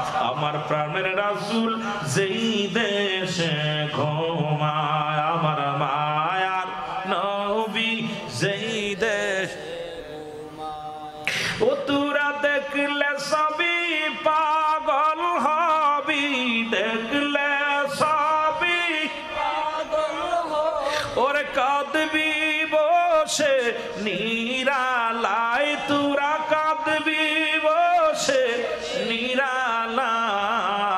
নিরালায়। আমার দয়াল নবী যেই দেশে ঘুমায়, আমার মায়ার নবী যেই দেশে ঘুমায়। আইরে প্রেম যদি করবি রে মন, আমার সাথে বলেন প্রেম যদি করবি রে মন, সব ছেড়ে চল মদিনায়, তোরা সব ছেড়ে চল মদিনায়, আর সব ছেড়ে চল মদিনায়। আমার দয়াল নবী যেই দেশে ঘুমায়, আমার দয়াল নবী যেই দেশে, ও তোরা দেখলে সবই পাগল হবি, দেখলে সবই পাগল হবি, ওরে কাঁদবি বসে নিরালায়, তোরা কাঁদবি বসে নিরালায়। আমার জিন্দা নবী যেই দেশে ঘুমায়, আমার প্রাণের রাসূল আরো জোরে জোরে বলেন আমার মায়ার নবী রে, উম্মতের কান্ডারি নবী, আমার উম্মতের কান্ডারি নবী, আরে উম্মতের কান্ডারি নবী, আমার উম্মতের কান্ডারি নবী, ওরে কাঁদছেন নবী নিরালায়, কাঁদছেন নবী আমার নিরালায়। আমার প্রেমের রাসূল যেই দেশে ঘুমায়, আমার মায়ার রাসূল যেই দেশে, ও তোরা দেখলে সবই পাগল হবি, দেখলে সবই পাগল হবি, ওরে কাঁদবি বসে নিরালায়, তোরা কাঁদবি বসে নিরালায়। আমার প্রাণের রাসূল যেই দেশে ঘুমায়, আমার মায়ার রাসূল যদি করবি রে মন, বলেন প্রেম যদি শিখবি রে মন, সব ছেড়ে চল মদিনায়, তোরা সব ছেড়ে চল মদিনায়। আমার দয়াল নবী যেই দেশে ঘুমায়, আমার মায়ার নবী যেই দেশে ঘুমায়। এরে আম্মা জান আয়েশা সিদ্দিকা বলে, ও দুনিয়ার মানুষ শোনো, তোমরা যারা হযরত ইউসুফ আলাইহিস সালামকে দেখে তোমরা হাত কেটে ফেলেছিলাম, তোমরা যদি একবার আমার নবী রাহমাতুল লিল আলামিনকে একবার যদি দেখতা, এই পৃথিবীর মধ্যে একবার যদি আমার নবীরে দেখতা, এই পৃথিবীর মধ্যে কাঁদতে কাঁদতে তোমার তোমাদের কলিজাটা কেটে ফেলতে, তবু তোমাদের তৃপ্তি মিটতো না, স্বাদ মিটতো না। মুসলমান শুনে নেন, কারণ ওই যুগের মানুষ ইউসুফের এত সৌন্দর্য দেখিয়া, ইউসুফ আলাইহিস সালামের সৌন্দর্য দেখিয়া মানুষ পাগল হয়ে গেছিল। ওরে আম্মা জান ঈসা বলে, যখন গভীর রাত্রে যখন আমার কাজ করতে যা সুজ হারায় যেত, খোদাকে কসম করে বলি আমি অপেক্ষায় থাকতাম আমার নবী কখন ঘরের মধ্যে আসবে। আমার নবী যখন ঘরে আসতো, নবীর নূরের আলো জ্যোতিময় আমার ঘর আলো হয়ে যেত। ওই নবীর আলোয় আমি আলো দেখিয়া সুজ খুঁজে নিতাম। জোরে বলেন মারহাবা। এরে মুসলমান, সেই নবীরে কেমনে মারলি, নবীজিরে কেমনে আঘাত করলি? ওই তায়েবের ময়দান আমার নবীজির সবচাইতে কষ্টের জীবন গো। যুবক বন্ধুরা আমার শুনে নেন, আমার নবীজির জীবনী বলতে যা কোন থেকে বলবো, কোথা থেকে বলবো আমার বুঝে আসে না রে মুসলমান। এক থেকে শুরু করে, জিরো থেকে শুরু করে ওই 3 দিন যখন আমার নবীজির মা হালিমাতুস সাদিয়ার ঘরে যখন গেল রে মুসলমান, ওখান থেকে মুসলমান ওই আমার নবীজির ইন্তেকাল শরীফ পর্যন্ত জিন্দেগি যদি বলতে যাই রে বাবা, একদিনের আলোচনা করে সম্ভব হবে না। নবীজির জীবনের সবচেয়ে অন্ধকার যুগ বলা হয় মুসলমান তায়েফের জমিন। এই তায়েফের জমিনে যখন রাসূলুল্লাহ গেলেন, ওই বছরে এই মুসলমান হিজরতের 10ম হিজরি, ও মুসলমান 10ম বছরে আমার রাসূল যখন মুসলমান আম্মাদান, এই মুসলমান আম্মাদান খাদিজাতুল কুবরা ইন্তেকাল করলেন। আল্লাহু আকবার বলেন। আম্মাদান খাদিজাতুল কুবরা ইন্তেকাল করলেন, আমার নবীজির চাচা আবু তালিব ইন্তেকাল করলেন। আমার রাসূল ওই বছরে সবচেয়ে বড় কষ্টের বছরে গেছে। আমার নবীজির চোখের পানি শুকায় না। আমার নবী উম্মতের কান্ডারি, উম্মতের মায় নবীজি আমার কাঁদতো। নবীজি তায়েফের ময়দানে বড় আশা করে বনু সাকিব গোত্রের লোকের কাছে গেলেন, কারণ ওই জামানার মধ্যে বড় বনি সাকিব গোত্রের লোকেরা বড় ধনী। 3 জন বড় বড় নেতা ছিলেন। আল্লাহর নবী সেখানে গেলেন কালেমার দাওয়াতের জন্য। রাসূলুল্লাহ চলে গেলেন বনি সাকিবের দলের লোকের কাছে, যায় বললেন, ও ভাই আমি আল্লাহর নবীর পামিন, আল্লাহর পয়গম্বর রাহমাতুল লিল আলামিন, আমি কালেমার দাওয়াত দিতে এসেছিলাম। ইলা নাই কোন ইলা ইল্লাল্লাহু একাল্লা ছাড়া মুহাম্মাদুর রাসূলুল্লাহ আল্লাহর প্রেরিত রাসূল বা বান্দা হলাম আমি নবী রাহমাতাল লিল আলামিন। এরে মুসলমান, তাকে কি করা হলো? দাওয়াত তো কবুল করে না, আর বলছে মুহাম্মদ তুমি কেমনে নবী হও, কেমনে নবী হও? তুমি জন্মের আগে তোমার বাবারে হারাইলা। ও মুসলমান শুনে নাও, আল্লাহ বলে আলাম ইয়াজিদিকা ইয়াতীমান, আল্লাহ বলে হাবিব রে, এই পৃথিবীর মধ্যে আমি তোমার এতিম বানাইলাম। এমন এতিম আমার নবী দুনিয়ার মধ্যে রে মুসলমান। এই দুনিয়ার মধ্যে নবীর, আমার নবীর বয়স যখন মায়ের গর্ভে মাত্র 6 মাস, নবীজির বাবা দুনিয়া থেকে বিদায়। নবীজির বয়স যখন 6 বছর, তখন বাবা বি মুসলমান শুনে নাও, নবীর বয়স যখন 6 বছর, ও মুসলমান গভীর মনোযোগ শুনে নাও, শুনে নাও। এই দুনিয়ার মধ্য থেকে বাবা বিদায়, এই দুনিয়ার মধ্য থেকে মুসলমান 6 বছর 6 মাস, তখন নবীজির মুসলমান শুনে দাও দাদা আবু তালিব আব্দুল মুত্তালিব বিদায়। ও মুসলমান 6 বছর 7 বছরের সময় মুসলমান, ও গভীর মনোযোগ, উনিও বিদায়। এই রকম যে আমার নবীজিকে আল্লাহ দুনিয়ার মধ্যে এমন এতিম বানাইলেন, আমার নবীর মতো এত এতিম এই দুনিয়ার মধ্যে কেউ ছিল না। নবী আমার কান্ত রব্বে কারিমের দরবারে প্রার্থনা করতো, আল্লাহ তুমি আমার এতিম বানাইলা, জীবনের চামড়ার মুখ চামড়ার চোখ দিয়ে আমার আব্বা জানকে দেখি নাই রে মুসলমান। আবার তামাম পৃথিবীর রহমত নবীর দিয়েছি। আল্লাহ বলে মা আরসালনাকা ইল্লা রাহমাতাল লিল আলামিন, আমার দয়াল নবী যেই দেশে ঘুমায় আমার মায়া। একটু মহব্বতে বলেন, চোখের পানিগুলো ছেড়ে দেন। এর রাসূলুল্লাহর প্রেমে যদি মাছের চোখের মতো একটু পানি গড়া পড়ে, নবীর প্রেম ভালোবাসা যার অন্তরে যতটুক, তার ঈমান বলতে ততটুক। নবীর প্রেম ভালোবাসা যার অন্তরে নাই, তার ঈমান বলতে কিছু নাই। একটু চোখের পানি ছেড়ে ছেড়ে আমার সাথে বলেন, আমার দয়াল নবী সেই দেশে ঘুমায় আমার দয়াল নবী। আরে প্রেম যদি করবি রে মন, বলেন প্রেম যদি শিখবি রে মন সব সেরে চল মদিনায় তোরা সব মদিনায় আমার মায়ার নবী সেই দেশে ঘুমায় আমার আরো জোরে বলেন আমার দয়াল নবী ও তোরা দেখলে সবই পাগল হবি তোরা দেখলে সবই ওরে কাঁদবি বসে নিরালায় তোরা কাঁদবি নিরালায় আমার দয়াল নবী যেই দেশে ঘুমায় আমার মায়ার নবী এ ভাইরা আমার বন্ধুরা আমার যে কথা বলতেছিলাম গো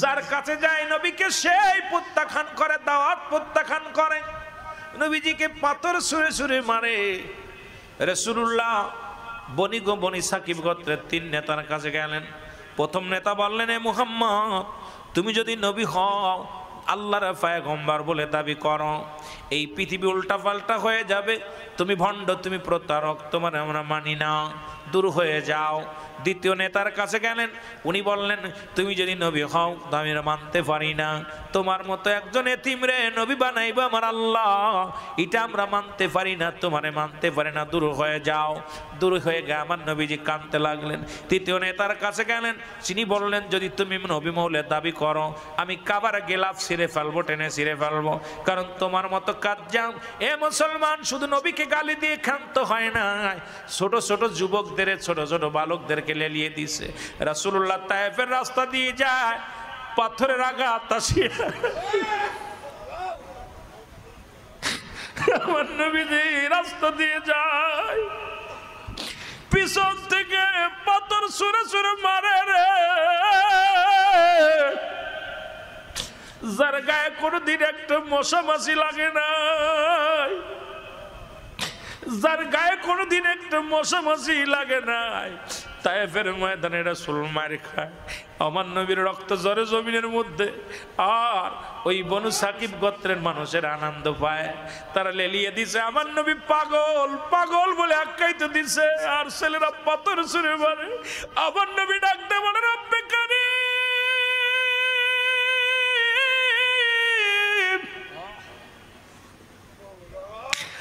আমি ওদের প্রতিশোধ চাই না তুমি আমাকে ধৈর্য ধারণ করার তৌফিক দাও ওরা আমাকে মেরে ওরা শান্তি পায় আমাকে আঘাত করে ওরা শান্তি পায় আমি আমার প্রতিটা মার প্রতিটা পাথরের আঘাত আমার উম্মতের ভালোবাসায় আমি হজম করলাম পৃথিবীর মধ্যে আমার উম্মতের জন্য আমি মার গুলো ধৈর্য ধারণ করলাম নবীজির মার খায়া রক্ত ঝরা দেখে জিবরিল আমিন কাল্লা পাঠিয়ে দেয় যাও জিবরিল আমার হাবিবকে যা বলো সে যদি একবার হুকুম দেয় আমি তায়েফের জমিনটা উল্টা পাল্টা করে দিব আমার রাসূল দোয়া করে ডাক দে বলে রব্বে কারীম আমাকে আপনি ধৈর্য ধারণ করার তৌফিক দেন আমার যত পাথর আসবে পাথরের আঘাত যতই আসুক না কেন আমি ওদের জন্য অভিশাপ করব না আমি ওদের জন্য বড় দোয়া করব না ওদের জন্য আমি লানত দিব না আল্লাহ আমাকে তুমি তৌফিক দাও ধৈর্য ধারণ করার তৌফিক দাও রাসূলুল্লাহ হাত উঠায় কান্দে কাফেররা পাথর মারে ওই মুসলমান তায়েফের জমিনে রাসূল মার খায় আর কান্দে আমার নবী ডাক দে বলে বালকেরা রে আমি পাগল তোরা মারিস তোরা আনন্দ পাস আমার ছোট ছোট পাথর গুলো মার আমার বড় পাথরগুলো মারিস না, তোরা ছোট ছোট পাথরগুলো মার। তায়েফের ফুলাফান, তায়েফের লোকেরা আমার রাসূলকে এত আক্রমণ করলেন। এ মুসলমান শোনো, ওই বছরের মতো কষ্ট আমার নবী ইসলামের দাওয়াত দিতে যে এত কষ্ট আমার নবীজি কোনোদিন করেন নাই। ইসলামের দাওয়াতের জন্য দাঁড়ে দাঁড়ে তায়েফের গোত্রে করতে যাইয়া নবী লাঞ্ছিত, অপমানিত, অপদস্থ হয়েছে। তবু নবী মুখ ফিরায় নেই নাই। নবী আমার কাঁদছে, রব্বে কারীম আমাকে তুমি ধৈর্য ধারণ করার তৌফিক দান করো আল্লাহ, আমি যেন ধৈর্য ধারণ করতে পারি, আমার উম্মতের লইয়া আমি যেন পার করতে পারি। মুসলমান, সেই নবী যে নবী আমার উম্মতের জন্য এত কষ্ট করলো, যে নবী আমার উম্মতের জন্য মারে খাইলো, যে নবী উম্মতের মায়ের পেটে পাথর বাঁধছে রে, যে নবী উম্মতের মায়ায় জীবনে কোনোদিন ঘুমায় নাই, যে নবী আমার উম্মতের মায় কোনোদিন আরামের বিছনায় যায় নাই, সেই নবীর পক্ষে থাকার দরকার আছে কি না? আর একটু জোরে জোরে চিল্লায় বলেন আছে কি না? আমার মায়ার নবী যেই দেশে ঘুমায় আমার দয়াল,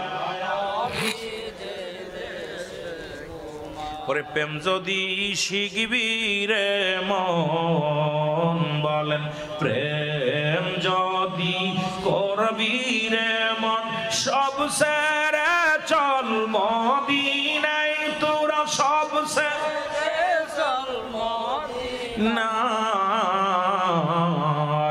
আমার প্রেমের রাসূল যেই দেশে ঘুমায় আমার মায়ার, ও তোরা দেখলে সবই পাগল হবি, দেখলে সবই ওরে কাঁদবি বসে নিরালায়, তোরা কাঁদবি নিরালায়। আমার জিন্দা নবী যেই দেশে ঘুমায় আমার মায়ার নবী। বাজান রে, কি বলবো অলৌকিক ঘটনা। আমার রাসূল হাতের ভিতরে নবীজি চন্ডক, আবু জেহেল বলছে চাচা, নবীজির বললাম 7 জন চাচা রাসূলের বিরোধিতা করছে। চাচা গো, তুমি যে মুহাম্মদ, তুমি নবী, বিশ্বাস করবো কেমনে? তুমি যে চন্ডকে দ্বিখণ্ডিত করে দিতে পারো মানবো, তুমি নবী। আমার রাসূল শাহাদাত আঙ্গুল দিয়ে ইশারা দিছে, আহা এর চাইতে কি আর দেখাইবো রে বাবা। চন্ড সঙ্গে সঙ্গে দ্বিখণ্ডিত হয়ে গেছে। সুবহানাল্লাহ বলেন না, আরো জোরে বলেন না। কই বাতিজা, তুমি আকাশও চন্দ্রকে, চন্দ্রর কাছেও জাদু করছো, তুমি বড় জাদুকার, মক্কা মদিনা সবচেয়ে বড় জাদুকার। আমার রাসূল আর কি অলৌকিক দেখাইবো? শুধু তাই নয়, হাতের ভিতরে পাথর নিয়ে আসিয়া ডাক দেব, বাতিজা আমার হাতের ভিতরে কি আছে বলতে পারলে তোমার কালেমা পড়বো। নবীজি বলতে, বাচ্চা চাকো তোমার হাতের ভিতরে কি আছে এটা যদি বলে দিতে পারে তুমি কালেমা পড়বো। হ্যাঁ পড়বো। সঙ্গে সঙ্গে হাতের ভিতর থেকে কালেমা পড়ছে, লা ইলাহা ইল্লাল্লাহু মুহাম্মাদুর রাসূলুল্লাহ সাল্লাল্লাহু আলাইহি ওয়াসাল্লাম। কালেমা পড়েছে পাথরে, কিন্তু নিষ্ঠুর এই দুশ্মনের রাসূলগুলো তারা কালেমা পড়তে পারে নাই। বর্তমান জামানায় সেই নিষ্ঠুর দুশ্মনের রাসূল যারা আছে, এরা আমার রাসূলের সম্মান শুনলে এরা কলিজায় কষ্ট পায়, কারণ আমার নবী সম্মান শুনলে তাদের মুখটা বেজার হয়ে যায়। আমরা রাসূলকে ভালোবাসি আর ওদের কষ্ট হয়। আমার কথা হলো যারা আমার রাসূলের সম্মান শুনলে কষ্ট পাও, তারা ইন্তেকাল করলে আমি মসজিদের ইমাম সাহেবকে বলবো, যখন মারা যাবে তাদের লাশটা কবরে শোয়াইবেন, বলবেন বিসমিল্লাহি ওয়া আলা মিল্লাতে কুত্তাউল্লাহ। কি উল্লাহ? যারা বলেন কি উল্লাহ? কুত্তাউল্লাহ। কারণ ওই নাই শায়েক কুত্তাউল্লাহ শায়েক বলবেন আমার নবীর মিল্লাতে কোনো লাশ রাখতে পারবেন না। আমি সুন্নি ভাইদের কাছে দাবি করব, যারা দুশ্মনের রাসূল আছে আগামী কাল থেকে তারা মারা গেলে আমার রাসূলের মিল্লাতে তাদের লাশ রাখবেন না, কারণ আমার নবী কষ্ট পাবে। আমার নবীর মিল্লাতে মিথ্যা বলে কবরে শোয়াইবেন, কারণ এই ওলামা একরামও মিথ্যাবাদী, যে দুনিয়া থেকে সারা জীবন দুশ্মনী করে গেল সে মিথ্যাবাদী। সুতরাং একমাত্র রাসূলের মিল্লাতে শোয়ার যোগ্য ব্যক্তি হলো সুন্নি জনতা। জোরে বলেন ঠিক কিনা? আহলে সুন্নাতুল জামাতের প্রতিটা নক্ষত্র, প্রতিটা আশেক, প্রতিটা জনগণ আমার নবীর মিল্লাতে ঘুমাবে, কিন্তু কোন বাতিলপন্থী নসবাসী ওই পৃথিবীর মধ্যে নজদিকের দলেরা আমার নবীর মিল্লাতে তাদের রাখা যাবে না। জোরে বলেন ঠিক কিনা? যখন শোবে বল মিল্লাতে কুত্তাউল্লাহ। কথা বোঝেন নাই? কুত্তা বললেও অসম্মান হবে, কারণ দুজন কুকুর জান্নাতে যাবে। ওরা জান্নাতে যাবে না, কারণ আমার নবীরে যারা কষ্ট দিব আল্লাহ তাদের জান্নাতে দিব না। জোরে বলেন ঠিক কিনা, আরো জোরে বলেন ঠিক কিনা। ওদের কি বলা যায় কন্দি, কথা কয় না, কুত্তা বলা যাবে না, দুইজন কুকুর তো জান্নাতে যাইব, ঠিক কিনা। এই দুইটা কুত্তা জান্নাতে যাইব, ওদের কি বলা যায়, খিনজির কোয়া যায়, কথা কন ঠিক কিনা। কারণ সারা জীবন, এখন কইলে আবার রাগ করেন না, সারা জীবন করছেন আমলিগ, যেই বাতাস ঘুরছে সব বিএনপি, সব জামাত। কই ছিল এতদিন, কোথায় ছিল? রাগ করেন না, শুধু বোঝানোর জন্য বলতেছি। সারা জীবন করছেন কি আমলিগ, কেমন হয়েছেন বিএনপি জামাত, সারা জীবন করছেন এক দল, এখন কানার এক দল। এই হলো আমাদের চরিত্র। সারা জীবন নবীর দুশ্মনী করবা আর কবরে শুয়ে কয় নবীর দলের লোক। এসব পাগলামি বাদ, জোরে বলেন ঠিক কিনা। ও পাগলাই তিতা মিটা সেনে না, পাগলারে জিলাপি দিও না, পাগলাই তিতা মিটা। পাগলের হাতে জিলাপি দিয়া আমি রং তামাশা করে ওয়াজ করতে পারি না, ভাল লাগে না। কারণ আমার ইশকে রাসূলের ঢেউ অন্তরের ভিতর ঢোকে সবসময়, কারণ আমরা এগুলো বুঝিও না, করতেও পারি না রং ঢং করে। তবে পাগলরা যদি জিলাপি দিয়ে কয় দোস্ত ঝাল নি কয় হ, মিষ্টি নি কয় হ, আরে এটা টক নি কয় হ। পাগলে যেমন টক জাল বোঝে না, বর্তমান জমানায় ওই নজদিবাসী, ওই বাতিলপন্থী আমার নবীর শান মান ওরা বোঝে না, জোরে বলেন ঠিক কিনা। ও পাগলাই তিতা মিটা বোঝে না, পাগলারে জিলাপি দিও না, পাগলাই তিতা।